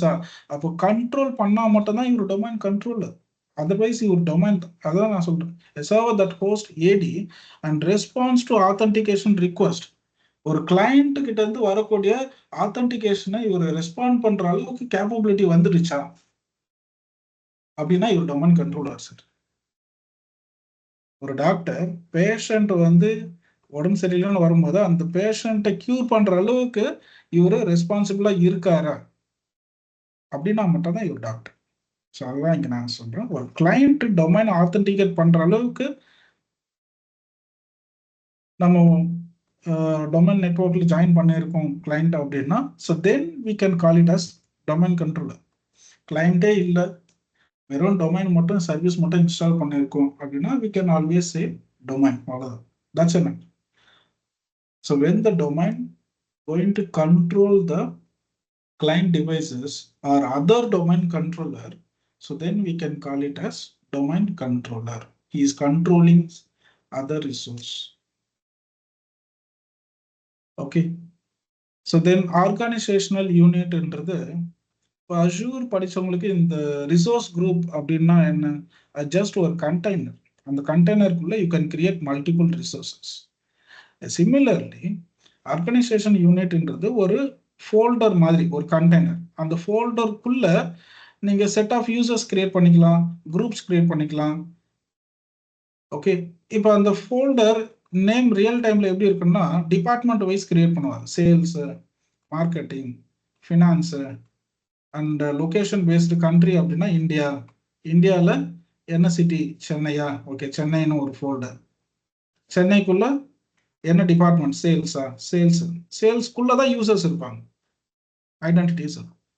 அப்போ இந்தியான்றது ஒரு ஓயு, அந்த ஓயுக்குள்ள இன்னொரு ஓயு இருக்கும் சென்னை, அந்த ஓயுக்குள்ள சேல்ஸ்னு ஒரு ஓயு சென்னை சேல்ஸ், அதுக்குள்ளதான் ஐடென்டிட்டிஸ், குரூப்ஸ், இது எல்லாமே. So this is something like to design the Active Directory database. So if you want to really design with respect to organization requirement, you should always create a OU, start from OU. OU kulla da neenga users ellame manage panum. Okay, it's a container within a domain to organize objects. Objects nale users, groups, computers idellame vandrum. And apply policy. Idu innor beauty thing idu. Actually நம்ம active டைரக்டரியில group policy create பண்ணுவோம். இந்த group பாலிசின்றது என்னன்னா ஒரு access control list மாதிரி. இந்த access control லிஸ்ட்ன்றது என்னன்னா set of ரூல்ஸ்ன்னு சொல்லலாம். Set of rules. அப்போ குரூப் பாலிசினாலே அது ஒரு செட் ஆஃப் ரூல்ஸ். இந்த செட் ஆஃப் ரூல்ஸை, அதாவது மல்டிபிள் ரூல்ஸ், ஒரு யூசருக்கு மட்டும் அப்ளை பண்ணுமா இல்ல குரூப் ஆஃப் யூசருக்கு நீங்க அப்ளை பண்ணணும்? If you want to apply it group of user or single user, அப்ப நீங்க என்ன பண்ணணும்னா OU கிரியேட் பண்ணணும். OU லெவல்ல தான் பாலிசி அப்ளை பண்ண முடியும். ஒரு OU கிரியேட் பண்ணணும். அந்த OUக்கு நீங்க இந்த பாலிசி அப்ளை பண்ணலாம். அந்த OUல ஒரே ஒரு யூசர் மட்டும் வச்சுக்கிட்டீங்கன்னா when you creating a policy and applying the policy to the OU, so within a OUக்குள்ள யாரெல்லாம் இருக்காரோ எல்லாருக்குமே அப்ளை ஆகும். இன்னொரு OU நீங்க கிரியேட் பண்றீங்க, அதுக்குள்ள மல்டிபிள் யூசர்ஸ் இருக்காரு அப்படின்னா so all of them will be applied. ஒரு குரூப் பாலிசி கிரியேட் பண்ணி அந்த பாலிசியை ஒரு யூசருக்கு நீங்க அப்ளை பண்ணணும் அப்படின்னா OU மூலியமா தான் அப்ளை பண்ண முடியும். 23 or previous version 20,000 NT servers எல்லாம் OU பேஸ்டு பாலிசி கிடையாது, யூசர் பேஸ்டு பாலிசி இருக்கு, OU பேஸ்டு பாலிசியும் இருக்கு. ஒரு யூசரோட ப்ராப்பர்ட்டிஸ்ல போய் அவருக்கு பாலிசி செட் பண்ணலாம். ஆனா இது எல்லாத்தையுமே மைக்ரோசாஃப்ட் ரிமூவ் பண்றாங்க. இது சூப்பர் ஃபீச்சர் ஆக்சுவலி. இதை ரிமூவ் பண்ணிட்டு சார் இதெல்லாம் சரிப்பட்டு வராது, OU யூசர் லெவல் பாலிசி எல்லாம் கிரியேட் பண்ணக்கூடாது, OU கிரியேட் பண்ணிக்கிங்க, அந்த OUக்குள்ள ஒரே ஒரு யூசரா அந்த யூசர் மட்டும் போட்டுங்க. இப்போ OU லெவல் பாலிசி கொடுத்தீங்கன்னா அந்த யூசருக்கு அஃபெக்ட் ஆகும். So till the current version we are using OU level policy, user level policy நம்ம கிரியேட் பண்ண முடியாது. ஒரு யூசருக்கு பாலிசி வேணும்னா அவரு OUக்குள்ள போட்டு தான் OUக்கு நீங்க பாலிசி கிரியேட் பண்ணணும். அப்போ ஒரு ஆர்கனைசேஷன் யூனிட்ன்றது just a container which helps to manage, organize multiple objects and used for applying the policy, security policy. புரியுதா சார்? OUன்றது என்னன்னு புரியுதுங்களா? இதோட ஷார்ட் ஃபார்ம் தான் OU. இங்க டிசினா டொமைன் கண்ட்ரோலர். தென் இந்த லாஸ்ட் 3 மட்டும் நம்ம இன்ஸ்டாலேஷன்லாம் பார்த்துட்டு அதுக்கப்புறம் புரிஞ்சுக்க ட்ரை பண்ணலாம். ஓகே, இதை மட்டும் அப்படியே இருக்கட்டும். இப்போ வாங்க இன்ஸ்டாலேஷன் பண்ணும்போது வில் டாக் அபவுட் ஃபாரஸ்ட்னா என்ன, ட்ரீ ஆர்கிடெக்சர்னா என்ன, ஓகே, குளோபல் கேட்டலாக்னா என்னன்னு பார்க்கலாம். So now let me start installing the domain controller. நான் டிசேபிள் பண்ணிட்டேன் அந்த policy. Okay, so we'll start by using server manager. Next time நான் Active Directory install பண்ணும்போது I will show you how to install it through PowerShell script வழியா எப்படி install பண்றது நம்ம பார்க்கலாம். So let's go to server manager, add roles and features, next. So let's go with the default option. Next, here you have to select Active Directory domain service and DNS. DNS is very important.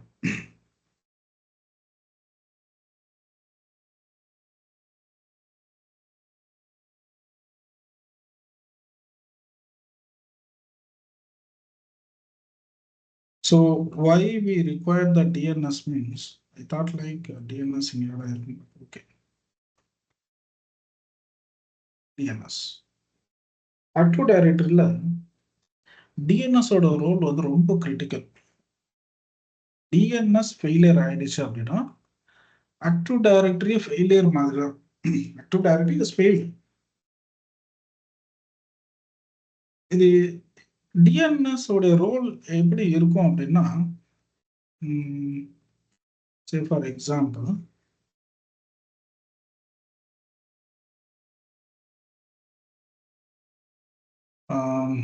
இப்போ நீங்க தமிழ்நாட்டில இருந்து சிம்லாக்கு travel பண்றீங்க, உங்களுடைய own car use பண்றீங்க sir. Car மாதிரி இருக்கும். NH ரோட்ல போறீங்களோ இல்ல லோக்கல் ரோட்ல போறீங்களோ இல்ல ஷார்ட் ரூட்ல போறீங்களோ அது எல்லாமே உங்களோட choice, depends on the distance. இப்போ நீங்க போகும்போது எல்லா இடத்துலையுமே ஒரு நேம் போர்டு இருக்கும். ஸோ வில்லேஜ் பேர் இருக்கும், ரோடுடைய நேம் இருக்கும், டைரக்ஷன்ஸ் இருக்கும். இந்த மாதிரி நிறைய பார்த்தீங்கன்னா ஸோ ரூட் உடைய நேம்ஸ் எல்லாமே இருக்கும். So these are the very key important, ரொம்ப இம்பார்ட்டண்டான ஒரு விஷயம் ஒரு அன்னோன் பிளேஸுக்கு நீங்கள் ட்ராவல் பண்ணுறதுக்கு. So area name, and then எவ்வளோ டெஸ்டினேஷன், எவ்வளோ கிலோமீட்டர்ஸு, அண்ட் தென் எந்த ரோட்டில் நீங்கள் போயிட்டுருக்கீங்க, டோல் பிளாஸா இருக்கா. ஸோ இந்த மாதிரி நிறைய விஷயங்கள் வந்து ரோட்வேஸில் அட்டாச் ஆகும். இது எல்லாத்தையுமே பார்த்தீங்கன்னா ஹிந்தி மட்டும் இல்லாமல் இங்கிலீஷும் இருந்தால் காமன் லாங்குவேஜ் ரொம்ப யூஸ்ஃபுல்லாக இருக்கும். வெறும் ஹிந்தி மட்டும் இருக்குது அப்படின்னா ரொம்ப டிஃபிகல்ட்டியாக இருக்கும். சில கண்ட்ரிஸ் வந்து பார்த்தீங்கன்னா ரொம்ப டிசர்வ்டாக இருப்பாங்க. They use to have only the country language. அது ரொம்ப கன்வீனியண்ட்டாக இருக்காது. அப்போது இங்கிலீஷ் லாங்குவேஜ் காமனாக இருக்குது. ஸோ அந்த லாங்குவேஜ் நீங்கள் ரெஃபர் பண்ணிவிட்டு ஈஸியாக போயிடலாம். கரெக்டா? அப்போது ஒரு லாங்குவேஜ் வேணும். அந்த லாங்குவேஜ் இருந்தால் மட்டும்தான் உங்களால் ஒரு டெஸ்டினேஷனுக்கு ரீச் பண்ண முடியும். இந்த லாங்குவேஜ் இல்லை அப்படின்னா டெஸ்டினேஷன் ரீச் பண்ணவே முடியாது. சிமிலர்லி சிம்லான்றது ஒரு active directory. You are sitting in a client device. நீங்க ஒரு client deviceல இருக்கீங்க. You are using a car. இப்போ இந்த கிளைண்ட்ல இருந்து இந்த ஆக்டிவ் டைரக்டரி கிட்ட நீங்க பேசணும் அப்படின்னா டிஎன்எஸ் இல்லாம உங்களால பேச முடியாது. காமன் லாங்குவேஜ் இருக்கா? காமன் லாங்குவேஜ் இல்லை அப்படின்னா யாராச்சும் ஒருத்தராச்சும் அங்கே புரிஞ்சுக்கணும். நீங்கள் பேசுறத புரிஞ்சுக்கிட்டாதான் நீங்கள் அந்த டெஸ்டினேஷன் ரீச் பண்ண முடியும். கூகுள் மேப் இருக்கணும், எனி ஐடென்டிட்டி, ஏதாச்சும் ஒரு ரூட் மேப் ஏதாச்சும் இருக்கு. அப்போ எது உங்கள் கையில் ரூட் மேப்பாக இருக்கா, இல்லை ஜி மேப்பாக இருக்கா, இல்லை யாராச்சும் ஒரு person who already experienced Shimla போகிறதுக்கு ரூட் நல்லாவே தெரிஞ்சிருக்கும். So the people who are helping to you to reach the destination. Okay. Similarly, the DNS will help the client to reach destination Active Directory. DNS இல்லை அப்படின்னா உங்களுக்கு எதுவுமே தெரியாது. Destination எப்படி reach பண்ணணும்னு தெரியாம நீங்க பாட்டுன்னு சுத்திட்டே இருப்பீங்க. And finally you decided, okay நம்மளுக்கு தெரியாத பிளேஸுக்கு நம்ம எதுக்கு போகணும், பேசாம வீட்லயே இருந்துடலாம். So the client will never generate a packet. When there is no DNS, very simple, when there is no DNS, the client never generate the packet. Sir எனக்கு ரூட் சொல்றவரே அவரு தான், அவரே இல்லை, நான் எப்படி சார் நான் டெஸ்டினேஷன் போக முடியும்? சிம்பிளா அவரு வீட்லயே ஜாலியா டிவி பார்த்துட்டு உட்காந்துட்டு, நான் அதுக்கு வெளியே போய் கஷ்டம். So when there is someone assisting you to achieve the target, இன்னைக்கு வரைக்குமே நம்ம லைஃப்ல அப்படிதான் இருக்கு. We are not taking a bold decision. யாராச்சும் ஒருத்தர் நம்மளுக்கு டைரக்ஷன் பண்ணணும், அசிஸ்ட் பண்ணணும். எனி ஆஃப் த சுச்சுவேஷன், அது பர்சனல் ப்ராப்ளமா இருக்கலாம், இல்லை ஆஃபீஸில் ஏதாச்சும் அசிஸ்டன்ஸாக இருக்கலாம். So someone the third person should assist you. அவர் அசிஸ்ட் பண்ணலனாலும் பரவாயில்ல, அட்லீஸ்ட் அட்வைஸ் பண்ணாலும் போதும். நம்ம செல்ஃபாகவே we can tackle the problems. So ஒரு கிளைண்ட் ஆக்டிவ் டைரக்டரி கிட்ட பேசணும் அப்படின்னா டிஎன்எஸ்ன்னு ஒருத்தர் வேணும்.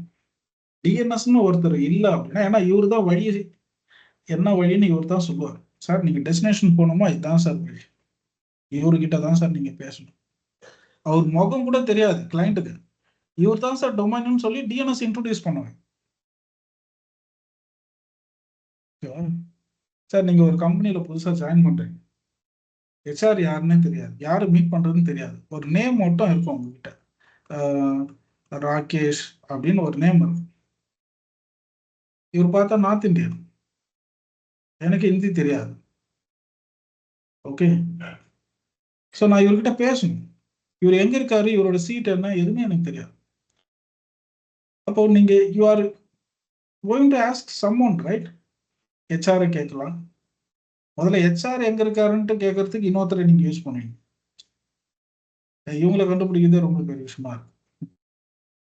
They are not busy, but they are acting as a busy. So then அவர்கிட்ட போய் கேட்குறீங்க, அவர் அசிஸ்ட் பண்ணுறாரு, சார் இந்த ஃப்ளோரில் இந்த பி விங்கா ஏ விங்கான்னு சொல்லுவார், அதில் இந்த ஓடிசி நம்பர், அதில் இந்த சீட்டு டீட்டெயிலாக சொல்லுவார். அப்படின்னா இவர் குத்து மதிப்பாக சொல்லுவார், சார் இந்த ஃப்ளோர் போங்க, அங்கே தான் இருக்கும் இந்த ப்ராஜெக்ட் அப்படின்னு சொல்லிட்டு அங்கே போயிட்டு நம்ம அதை மீட். அப்போ physically when we are trying to achieve to the target, we are using multiple people assistants. நடக்குதா இல்லையா சார்? இன்னைக்கு சென்னையில ஏதோ ஒரு அட்ரஸ்க்கு மேரேஜுக்காக இன்வைட் பண்றாரு ஃப்ரெண்டு, அந்த அட்ரஸ் பாத்தீங்கன்னா எங்கேயோ இருக்கு, எந்த சந்தில இருக்குன்னு தெரியல. ஒருத்தருடைய ஹெல்ப் வச்சுட்டு நம்ம ரீச் பண்ண முடியுமா? ரொம்ப கஷ்டம் சார். அவர் என்ன பண்ணுவாரு, அவருக்கு தெரிஞ்ச மண்டபத்தை சொல்லிடுவாரு, பக்கத்து சந்தை சொல்லிடுவாரு, அந்த இடத்துல மேரேஜ் இருந்தா அங்கே போயிடலாம், அது ஒன்றும் பிரச்சனை இல்லை, சாப்பிட்டு வந்துடுவோம். ஸோ ஒரு டெஸ்டினேஷன் ரீச் பண்றதுக்கு physically we are using multiple people helps. இன்னைக்கு ஆட்டோ டிரைவருக்கு நிறைய ரூட்ஸ் தெரியல, ஏன்னா இன்னைக்கு எல்லாருமே ஜிமேப் யூஸ் பண்றதுனால அவரே குத்து மதிப்பாக தான் சொல்றாரு. பட் இதுக்கு முன்னாடி எல்லாம் பாத்தீங்கன்னா ஆட்டோ டிரைவர் ரூட் தெரியல, ஆட்டோ டிரைவர் கிட்ட கேளுங்க அப்படின்வாங்க. இன்னைக்கு ரூட் தெரியல, தயவு செஞ்சு ஆட்டோ டிரைவர் கிட்ட கேட்காதுங்க அப்படின்ற மாதிரி அவரும் மேப் பார்த்து தான் போயிட்டு இருக்காரு. பெட்டர் அந்த லோக்கல்ல யாராச்சும் டீ ஷாப்ல கண்டிப்பா லோக்கல் பீப்புள் இருப்பாங்க, அந்த ஏரியா பீப்புள். அப்போ டீ ஷாப் போயிட்டு ஒரு டீ குடிச்சிட்டு ஒருத்தர்கிட்ட கேட்கலாம், he will assist. இன்னைக்கு அந்த மாதிரி ஆயிடுச்சு சுச்சுவேஷன். ஸோ ஒரு கிளைண்ட் டொமைன் கிட்ட பேசணும் அப்படின்னா டொமைன் யாருன்னு தெரியாது, அவர் எங்க இருக்காருன்னு தெரியாது, ஆனா நான் அவர்கிட்ட பேசணும் சார் அப்படின்னா டிஎன்எஸ் உங்களுக்கு என்ன ஹெல்ப் பண்றாரு அப்படின்னா டொமைனை ரீச் பண்ற வரைக்கும் டிஎன்எஸ் ஹெல்ப் பண்ணும். உங்க கூட சார் இவர் தான் டொமைன் இன்ட்ரோடியூஸ் பண்ணுவாரு, டொமைன் கிட்ட சார் இவர் தான் கிளைண்ட் இன்ட்ரோடியூஸ் பண்ணுவாரு. ஸோ ஒரு ஆக்டிவ் டைரக்டரின்றது ஒரு அப்ளிகேஷன், இந்த அப்ளிகேஷன் எங்க ரன் ஆகுதுன்ற இன்ஃபர்மேஷனை டிஎன்எஸ் கொடுப்பாரு, ரொம்ப கிளியரா கொடுப்பாரு. எக்ஸாம்பிள், இப்போ என்னோட டொமைன் வந்து sanspound.in, அப்போ sanspound.in ரீச் பண்றதுக்கு what is IP address of sanspound.in, இந்த sanspound.in உடைய ஐபி அட்ரஸ் கொடுப்பாரு. இந்த sanspound.inல ஆக்டிவ் டைரக்டரி அப்ளிகேஷன் ரன் ஆகுதான்றதை கன்ஃபார்ம் பண்ணிட்டு தான் ஐபி அட்ரஸை கொடுப்பாரு. இதெல்லாமே நடக்கும். இப்போ நீங்க கம்பெனில ராகேஷ்ன்ற மேனேஜரை பார்க்க போறீங்க, ராகேஷ் மேனேஜரா இருக்காரா, ஹெச்ஆர் மேனேஜர் பதில் வேற ஏதாச்சும் அவரோட ஃப்ரெண்ட் ராகேஷை இன்ட்ரோடியூஸ் பண்ணலாம்ல. ராகேஷா, என் ஃப்ரெண்ட் ஒருத்தர் இருக்காரு, அவர் தான் மீட் பண்ண போறீங்களா, okay. So you should not give the incorrect answer. But DNS அப்படி கிடையாது. சார் நீங்க என்ன பர்பஸ்க்காக வரீங்க, டொமைன் கிட்ட பேச போறீங்களா, டொமைன்ன்ற ஒரு அப்ளிகேஷன், அப்போ இந்த அப்ளிகேஷனோடைய நேம் என்ன, sanspound.in, அப்போ அந்த அப்ளிகேஷன் நேம் உடைய ஐபி அட்ரஸ் என்ன, 10.10, இந்தாங்க சார் வச்சுங்க, போங்க போய் பேசுங்க. That's all. There won't be any confusion happens. அப்போ ஒரு டிஎன்எஸ் இல்லை அப்படின்னா யோசிச்சு பாருங்க சார், ஆக்டிவ் டைரக்டரி இருப்பார், கிளைண்ட் எல்லாமே யார்கிட்ட பேசுறதுன்னு தெரியாம தவிச்சுட்டே இருப்பாங்க. ஏன்னா அசிஸ்ட் பண்ணக்கூடிய பர்சன் இல்லை. நாட் ஓன்லி கிளைண்ட், ஒரு டொமைன் ஒரு ஆக்டிவ் டைரக்டரியோட பேசணும் அப்படின்னாலும் டிஎன்எஸ் வேணும். If you have multiple domain controllers in your company, in your forest, one domain should going to communicate another domain, then DNS is mandatory. DNS இல்லைன்னா ரெப்ளிகேஷனே நடக்காது. DNS இல்லை அப்படின்னா எந்த ஒரு அப்ளிகேஷனும் இன்டிகிரேட் பண்ண முடியாது. சே ஃபார் எக்ஸாம்பிள், நீங்க டிக்கெட்டிங் டூல்ல உங்க ஆஃபீஸ்ல டிக்கெட்டிங் டூல் இருக்கா? டிக்கெட்டிங் டூல்ல நீங்க லாகின் பண்றீங்க, Remedy or ITSM or ServiceNow, any ticketing tool. அப்ப நீங்க லாகின் பண்றது கிரெடென்ஷியல், விண்டோஸ் கிரெடென்ஷியலும் லாகின் பண்ற டிக்கெட்டிங் டூல் கிரெடென்ஷியலும் ரெண்டுமே சேம் தான். Because of what? Ticketing tool வந்து ஏடியோட இன்டிகிரேட் ஆயிருக்கு. அது எப்படி ஏடியோட இன்டிகிரேட் ஆயிருக்கு? With the help of DNS name, fully qualified domain name. அப்போ அங்க டிஎன்எஸ் ரிசால்வ் பண்ணணும். Very simple sir. ஆக்டிவ் டைரக்டரியோட இன்டிகிரேட் ஆயிருக்க எந்த அப்ளிகேஷனா இருந்தாலும் அது டிஎன்எஸ் வழியா தான் ஆக்டிவ் டைரக்டரியை ரீச் பண்ண முடியும். அவ்வளவுதான் சார், முடிஞ்சிச்சு. அப்போ ஒரு டிஎன்எஸ் டவுன் ஆயிடுச்சுன்னா என்ன நடக்கும்னு கேட்டீங்கன்னா, கம்ப்ளீட் இன்ஃப்ராஸ்ட்ரக்சர் டவுன் ஆகிறதுக்கு நிறைய வாய்ப்புகள் இருக்கு. 100% வாய்ப்பு இருக்கு. மேபி 99.9% சொல்லுவேன். அதில் 0.01 ஏதாச்சும் ஸ்டாண்டர்ட் லோன் அப்ளிகேஷன்ஸ் இருக்கும். சர்டன் அப்ளிகேஷன்ஸ் அது standalone application without integrating active director, அது மட்டும் ரன் ஆகும். அவ்வளவு. அப்போ டிஎன்எஸோட கிரிட்டிகாலிட்டி நீங்க ரொம்ப குரூஷியலா இருக்கு. நீங்க அதை புரிஞ்சுக்கணும். டிஎன்எஸ் இம்பாக்ட் ஆயிடுச்சுனாலே டொமைனை ரீச் பண்ண முடியாது.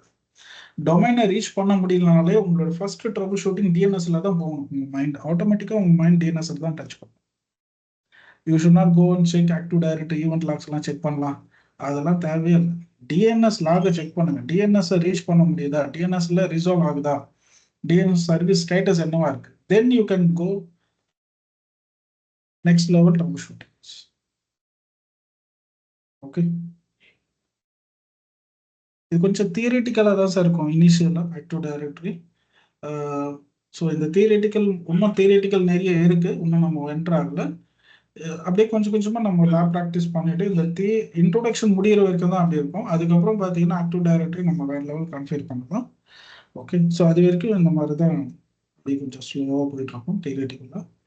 So let's try to understand the fundamentals very strongly. Definitely, the fundamental will help you to troubleshoot many critical things. Okay, so நிறைய பேர் வந்து பார்த்தீங்கன்னா டொமைன் மெம்பர்ஷிப் ஆகுது சார், ஒரு சிஸ்டம்ல இன்னொரு சிஸ்டம்ல மெம்பர் ஆக முடியல. என்ன ப்ராப்ளம், எப்படி ட்ரபிள் ஷூட் பண்றது? we have to start the troubleshooting. நம்ம மைண்ட்ல ஆட்டோமேட்டிக்கா வந்துடணும், இங்கே தான் ப்ராப்ளம் இருக்கிறதுக்கு வாய்ப்பு இருக்கு. you can start the troubleshooting from there. Scenario போட்டு இன்டர்நெட்ல சர்ச் பண்ணீங்கன்னா அவர் நிறைய விஷயங்கள் கொடுப்பாரு. கிளையண்ட் பீஸ்ல ரெஜிஸ்டர் சேஞ்ச் பண்ண கூட சொல்லுவார், அதெல்லாம் தேவையே இல்லை. Okay, so we have to understand the possible troubleshooting. Even இன்டர்நெட்ல போய் நம்ம சர்ச் பண்ணா கூட இந்த ட்ரபிள் ஷூட்டிங் இதுக்கு சிமிலாரிட்டி இருக்கா இல்லையா அதை அனலைஸ் பண்ற அளவுக்காச்சும் நம்மளுக்கு knowledge. Okay, so let me install the domain controller service now. So now you might be understand the DNS importance, but இதுக்கப்புறமா ஸ்லோவா நம்ம DNS குள்ள என்ன இருக்கு, so why it is important, one by one நம்ம analyse பண்ணலாம். So right now I will install both Active Directory and DNS in a same server. ஒரே சர்வர்ல தான் இன்ஸ்டால் பண்ணணும். You should not split them both. ரெண்டு பேரும் நீங்க பிரிக்க கூடாது. வேற வேற பிசிக்கல் சர்வரோ இல்ல வேற வேற VM மிஷின்லயோ நீங்க இன்ஸ்டால் பண்ணக்கூடாது. You should have to install both in a single machine. Say next. Mandatory services எல்லாமே சேர்ந்து இன்ஸ்டால் ஆகும் ஃபியூச்சர்ல. குரூப் பாலிசின்றது mandatory. Okay, so group policy install பண்ணிக்கோங்க. and there are certain mandatory services will be installed.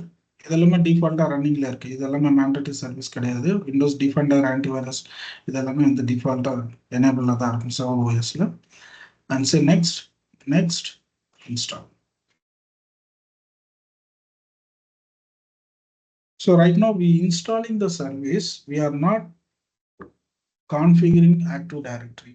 Active Directory நம்ம இன்னும் configure பண்ணல. Active Directory configure பண்ணும்போது தான் you going to understand the Active Directory basics. Okay, so அதில் தான் நம்ம இந்த ஃபாரஸ்ட்னா என்ன, ட்ரீனா என்ன, குளோபல் கேட்டலாக்னா என்ன, ஸோ அது எல்லாமே வந்து during the configuration you going to understand. So domain installation முடிச்சுட்டு ஒரு சின்ன பிரேக் எடுத்துக்கலாம் சார். அது வரைக்கும் ஜஸ்ட் ஒரு 5 minutes தான், ரொம்ப நேரம் கிடையாது.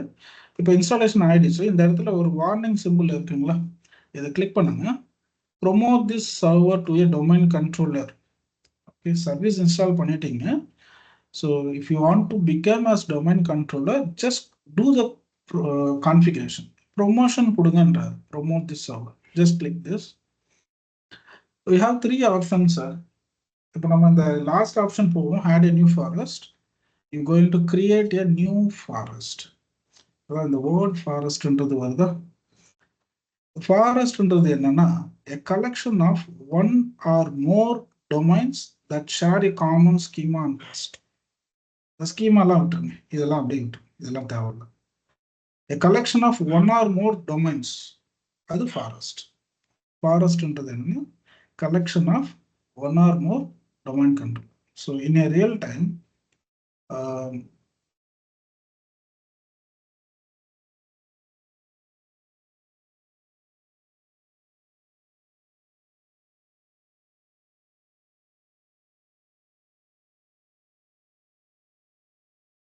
we will be having multiple domain control.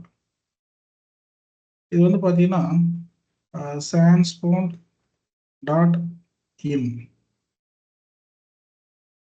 இது ஒரு டொமைன் கண்ட்ரோலர் இருக்கும். சென்னை .sandspond.in, இது வந்து பார்த்தீங்கன்னா டிஃப்ரெண்ட் நேம்ல இருக்கும். ஸோ இந்த மாதிரி சர்டன் நேம்ஸ் இருக்கும். abc.network, abc.net, and then logistics, logi.net. So இதெல்லாமே டொமைன் கண்ட்ரோலர்ஸ், டிசி. இதெல்லாமே இதெல்லாம் என்னன்றதை நம்ம அப்புறமா அண்டர்ஸ்டாண்ட் பண்ணலாம். ஸோ இந்த மாதிரி மல்டிபிள் டொமைன் கண்ட்ரோலர்ஸ் இருக்கக்கூடிய இந்த விர்ச்சுவலா ஒரு பவுண்டரி போட்டிருக்கேன்னா, இந்த பவுண்டரியை தான் நான் என்ன சொல்றேன்னா ஃபாரஸ்ட். இப்போ நம்ம கிளவுட்ல டெனன்ட்னு எப்படி சார் சொல்றோம்? டெனன்ட்ன்றது என்ன? It's a virtual boundary, right, created for an organization. Okay, so what are the resource available within the tenant is dedicated only for a specific organization, right? So similarly, forest ன்றது என்னன்னா it's a collection of multiple domain controls. அப்போ இந்த forest யாருடையது அப்படின்னா சாண்ட்ஸ்பவுண்ட் உடையது. இந்த மாதிரி HCL உடைய ஃபாரஸ்ட், விப்ரோ உடைய forest. And so the companies they are managing Active Directory அப்படின்னா they used to create a name which is equivalent to the forest name. Domain name என்னவா இருக்கு, அதுதான் equivalent to the forest name. சொல்லுங்க sir. Sir இதுல child ஃபாரஸ்ட்ல சொல்றாங்க, அது எப்படி sir? புரியல. சைல்டு ஃபாரஸ்ட் அப்படி சொல்றாங்களா சார்? சைல்டு ஃபாரஸ்ட்லாம் கிடையாது சார். ஃபாரஸ்ட் அவ்வளோதான், அதுக்கு சைல்டு எல்லாம் கிடையாது. சைல்டு டொமைன் ஒன்னா சொல்லுவாங்க. ஓகே, சைல்டு ஃபாரஸ்ட்லாம் கிடையாது, child domain. Within a forest you can create a child. இதுக்கு சைல்டு ஃபாரஸ்ட். ஃபாரஸ்ட்னு வந்துட்டாலே அது கம்ப்ளீட்லி டிஃப்ரெண்ட். ஒரே கம்பெனி 2 ஃபாரஸ்ட் கிரியேட் பண்ணுவாரான்னு கேட்டாருன்னா அவர் பார்த்தீங்கன்னா அவர் ஆக்சுவலா அப்படி பண்ணக்கூடாது. அப்படி பண்றாரு அப்படின்னா so that depends on company requirement. But அந்த மாதிரி நடக்காது. ஒரு கம்பெனி இன்னொரு கம்பெனியை பர்ச்சேஸ் பண்ணும்போது ஆல்ரெடி அந்த கம்பெனி ஒரு ஃபாரஸ்ட் மெயின்டைன் பண்றாரா, then the company after purchasing you will be having 2 forest. நீங்க உங்க கம்பெனியை நீங்க எக்ஸ்பேண்ட் பண்ணும் போது you should not create another forest. ஒரே ஃபாரஸ்ட்குள்ளதான் அந்த எக்ஸ்பான்ஷன் இருக்கு. ஓகே, ஸோ சைல்டுன்றது சைல்டு டொமைன் கண்ட்ரோலரா இருக்கும், சைல்டு ஃபாரஸ்ட் எல்லாம் கிடையாது. சைல்டு ஃபாரஸ்ட்ன்ற ஒரு technical word even I didn't hear. அது மாதிரி இருந்ததுன்னா அது கொஞ்சம் கிளாரிஃபை பண்ணிக்கோங்க. So what they are trying to mean child ஃபாரஸ்ட்ன்றது. சைல்டு ஃபாரஸ்ட் மேபி அவர் ஒரு கம்பெனியை பர்ச்சேஸ் பண்ணிட்டு இந்த கம்பெனி ரொம்ப சின்னதாக இருக்கு அப்படின்னா maybe they use to say இது வந்து பேரண்ட் ஃபாரஸ்ட், இது வந்து சைல்டு ஃபாரஸ்ட். அந்த மாதிரி வேணா சைஸ் ஆஃப் த ஃபாரஸ்ட்டுக்கு ஏற்ற மாதிரி they may be given the name. Okay, இது வந்து பார்த்தீங்கன்னா இந்த sanspon.in இது ஹெட் குவார்ட்டராக இருக்கும். ஸோ மெயின் டொமைனாக இருக்கும். ஸோ அவங்க பர்ச்சேஸ் பண்ணுற பிஸ்னஸ் எல்லாமே வந்து சைல்டு பிஸ்னஸாக கன்சிடர் பண்ணிக்கலாம்.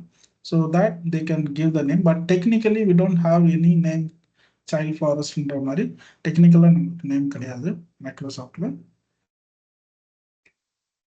இந்த மாதிரி physical considering the physical architecture they might be given forest, parent child, sorry parent forest or master forest, child forest or slave forest, இந்த மாதிரி கூட சொல்லலாம். So depends on physical architecture. But technically there is no child forest. Okay, so இப்போ forest அப்படின்னா collection of one or more domain controller.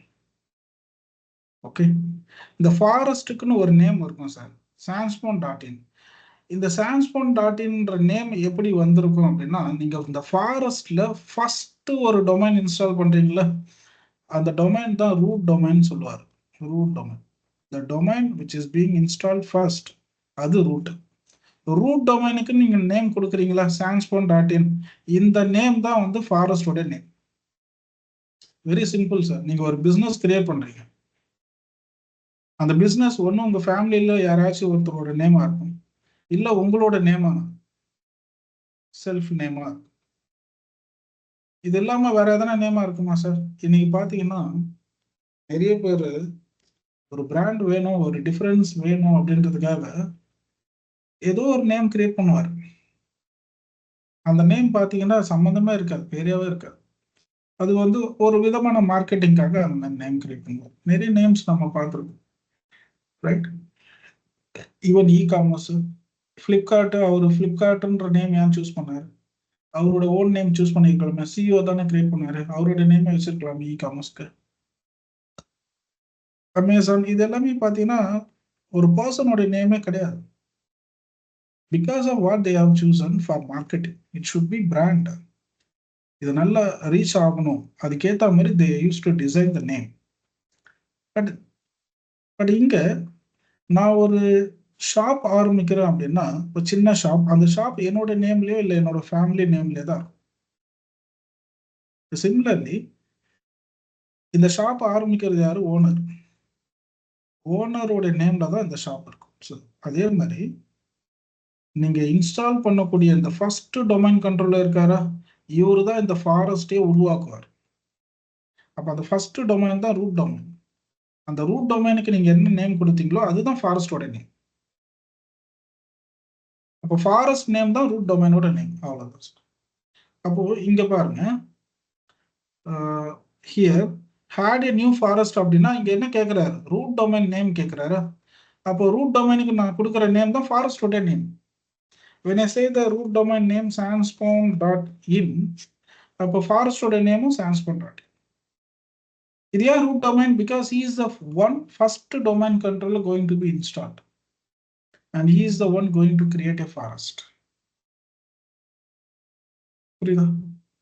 So say next. So root domain நேமும் ஃபாரஸ்டோட நேமும் same தான். So then இதெல்லாமே நம்ம அப்புறமா understand பண்ணலாம். இந்த ஃபங்க்ஷன் லெவல் நம்ம கொஞ்சம் டீட்டெயிலாக அண்டர்ஸ்டாண்ட் பண்ணலாம் லேட்டர், மேபி நெக்ஸ்ட் கிளாஸ். இப்போ நான் என்ன பண்ணுறேன்னா, இது வந்து டிஎஸ்ஆர்எம் மோட் பாஸ்வேர்ட் சார். இது வந்து என்னன்னா directory service restore mode password. இந்த பாஸ்வேர்டு வந்து நம்ம சேஃப் மோடில் லாகின் பண்ணுறதுக்கு ஒரு பாஸ்வேர்டு வச்சுருப்போம், அது நார்மல் லோக்கல் அட்மினிஸ்ட்ரேட்டர் பாஸ்வேர்ட் தான் இருக்கும். பட் ஆக்டிவ் டைரக்டரிக்கு அப்படி கிடையாது. ஆக்டிவ் டைரக்டரியோடைய சர்வீஸ் லெவல் நீங்க ட்ரபிள் ஷூட் பண்ணணும் அப்படின்னா ஆக்டிவ் டைரக்டரிக்குன்னு ஒரு சேஃப் மோட் இருக்கு, அதுதான் இந்த டிஎஸ்ஆர்எம் மோட். இந்த மோட்ல நீங்க லாகின் பண்றதுக்காக you are putting a password here. So this password never be used while you are logging as normal. நார்மலா லாகின் பண்ணும்போது இந்த பாஸ்வேர்ட் யூஸ் ஆகாது. சேஃப் மோட்ல லாகின் பண்ணும்போது மட்டும்தான் இந்த பாஸ்வேர்ட், டிஎஸ்ஆர்எம் மோட்ல லாகின் பண்ணும்போது மட்டும்தான் அந்த பாஸ்வேர்ட் அப்ளிகபிளா இருக்கும். Okay, so then you can see DNS server default tick mark la irukku, grayed out irukku, because these are the services which is very mandatory for installing root domain. Root domain install பண்ணும்போது இந்த ரெண்டு சர்வீஸும் ரொம்ப mandatory. இது இல்லாமல் நீங்கள் இன்ஸ்டாலே பண்ண முடியாதுன்றாங்க. Microsoft they make as greyed out. இதை நீங்கள் அன்செக் பண்ண முடியாது. பட் இதை எப்போ அன்செக் பண்ணலாம் அப்படின்னா, when you installing multiple domain controllers, when you are creating multiple domain controllers, you can uncheck the, அது கூட டிஎன்எஸ் அன்செக் பண்ண முடியாது, குளோபல் கேட்டலாக் மட்டும் நம்ம கஸ்டமைஸ் பண்ணணும். So will talk about global catalogue later. Okay, so right no you can go with next option. So this a normal warning message. என்ன சொல்றாங்கன்னா, sir there is no delegation DNS server cannot be created because the authoritative parent zone cannot be found. ஒன்றும் நம்ம DNS கான்ஃபிகரே பண்ணல, just service மட்டும் தான் install பண்ணியிருக்கோம். So அதுக்குள்ள எந்த ஜோன்ஸும் கிடையாது. So this is normal warning message. Let's next. இப்போ இந்த இடத்துல நெட் பயாஸ் நேம் வரும் சார். இப்போ நான் மினிமைஸ் பண்ணிடுறேன். Let me know what is the NetBIOS name. Anyone can give the clue? என்னோட டொமைன் நேம் என்ன? sanspound.in. இது domain name, fully qualified domain name சொல்லலாம், or DNS name சொல்லலாம், FQDN or DNS name. இப்போ இதுல net bias நேம்ன்றது என்ன? System computer நேமா சார்? இல்ல சார், இந்த ப்ரிஃபிக்ஸ் இருக்குல்ல, உங்க டொமைன் நேம்ல ப்ரிஃபிக்ஸ் இருக்கு பாருங்க, அதுதான் நெட் பயாஸ் நேம். எக்ஸாம்பிள், உங்க டொமைன் நேம் இப்போ வந்து sans.chennai.com இருக்குன்னு வச்சுக்கோங்க. இதுல நெட் பயாஸ் நேம் என்னன்னு கேட்டீங்கன்னா, இதுதானே ப்ரிஃபிக்ஸ். அப்ப இதுதான் நெட் பயாஸ். அப்ப இதுல எது சார் ப்ரிஃபிக்ஸ்? சான்ஸ்போண்டா? அப்ப இதுதான் நெட் பயாஸ். அப்ப எது ப்ரிஃபிக்ஸா இருக்கோ அதுதான் NetBIOS. NetBIOS domain name. அப்ப இந்த நேமும் யூனிக்கா இருக்கணும். Verify the NetBIOS name assign to the domain and change it if necessary. இந்த நெட் பயாஸ் நேம் எங்கேயாச்சும் கான்ஃபிளிக்ட் ஆச்சு அப்படின்னாலும் அக்செப்ட் பண்ணிக்காது. அப்போ டொமைன் நேம் மட்டும் யூனிக்கா இருக்கணும்னு அவசியம் இல்லை, நெட் பயாஸ் நேமும் யூனிக்கா இருக்கும். சான்ஸ்பாண்ட்ன்ற நேம்ல எந்த பிசிலையும் நேம் வந்து கிரியேட் ஆயிருக்க கூடாது. அதே மாதிரி sanspound.inன்ற நேம்ல எந்த டொமைனும் கிரியேட் ஆயிருக்க கூடாது. So these are the name should be very unique. அது எங்கேயுமே கான்ஃபிளிக்ட் ஆகக்கூடாது. ஸோ அப்போ நெட் பயாஸ்ன்றது என்னன்னா, based on your domain name, so which are the prefix items will be called as net bias. So next.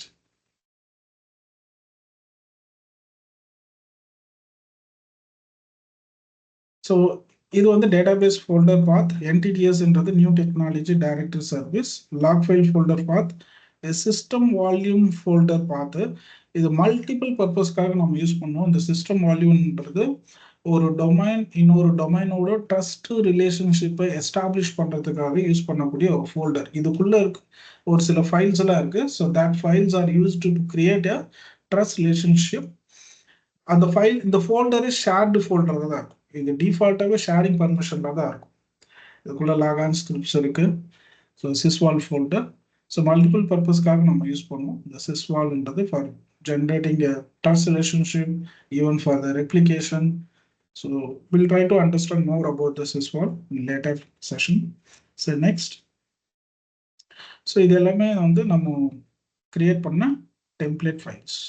So answer பண்ண template ஃபைல இதை ஸ்கிரிப்டா கொடுத்தீங்கன்னா, இது பவர்ஷெல் ஸ்கிரிப்டா கொடுத்துருவாங்க, வியூ ஸ்கிரிப்ட். இந்த ஸ்கிரிப்ட் அப்படியே பவர்ஷெல்ல போட்டீங்கன்னா அவ்வளோதான் முடிஞ்சிச்சு. Very simple. If you want to develop by your own, you can develop. Else நீங்க இப்போ கான்ஃபிகர் பண்ண எல்லாமே வந்து ஒரு PowerShell ஸ்கிரிப்டா ஜெனரேட் பண்ணி கொடுத்துரும். இந்த ஸ்கிரிப்டை நீங்க கஸ்டமைஸ் பண்ணிக்கலாம். இன்கேஸ் எனக்கு டொமைன் நேம் மாத்தணுமா, here you can change. இங்க சான்ஸ்பாண்டுக்கு பதில் வேற ஏதாச்சும் நேம் மாத்தணும், விஜய்.in, ஓகே. அப்போ நெட் பயாஸ் நேம் விஜய் மாத்தணும்.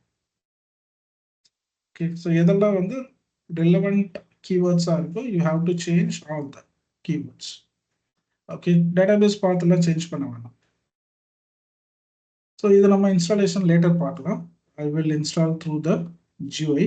நெக்ஸ்ட், நான் த ப்ரீரிக்யூசைட்ஸ் வேலிடேஷன் போயிட்டு இருக்கு. ஒன்ஸ் ப்ரீரிக்யூசைட்ஸ் செக் கம்ப்ளீட் ஆயிடுச்சுன்னா you can proceed for install. So these are the warning message, normal warning messages. Okay, So no need to read that. Say install. After installation, automatically restart. So don't care about restarting the machine.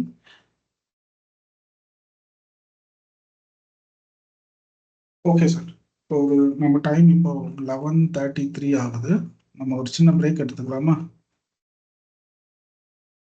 ஒரு 11:45 பார்க்கலாமா? Start பண்ணலாமா ஷார்ப்பா? 11:45. So up to 1:30 வரைக்கும் will continue.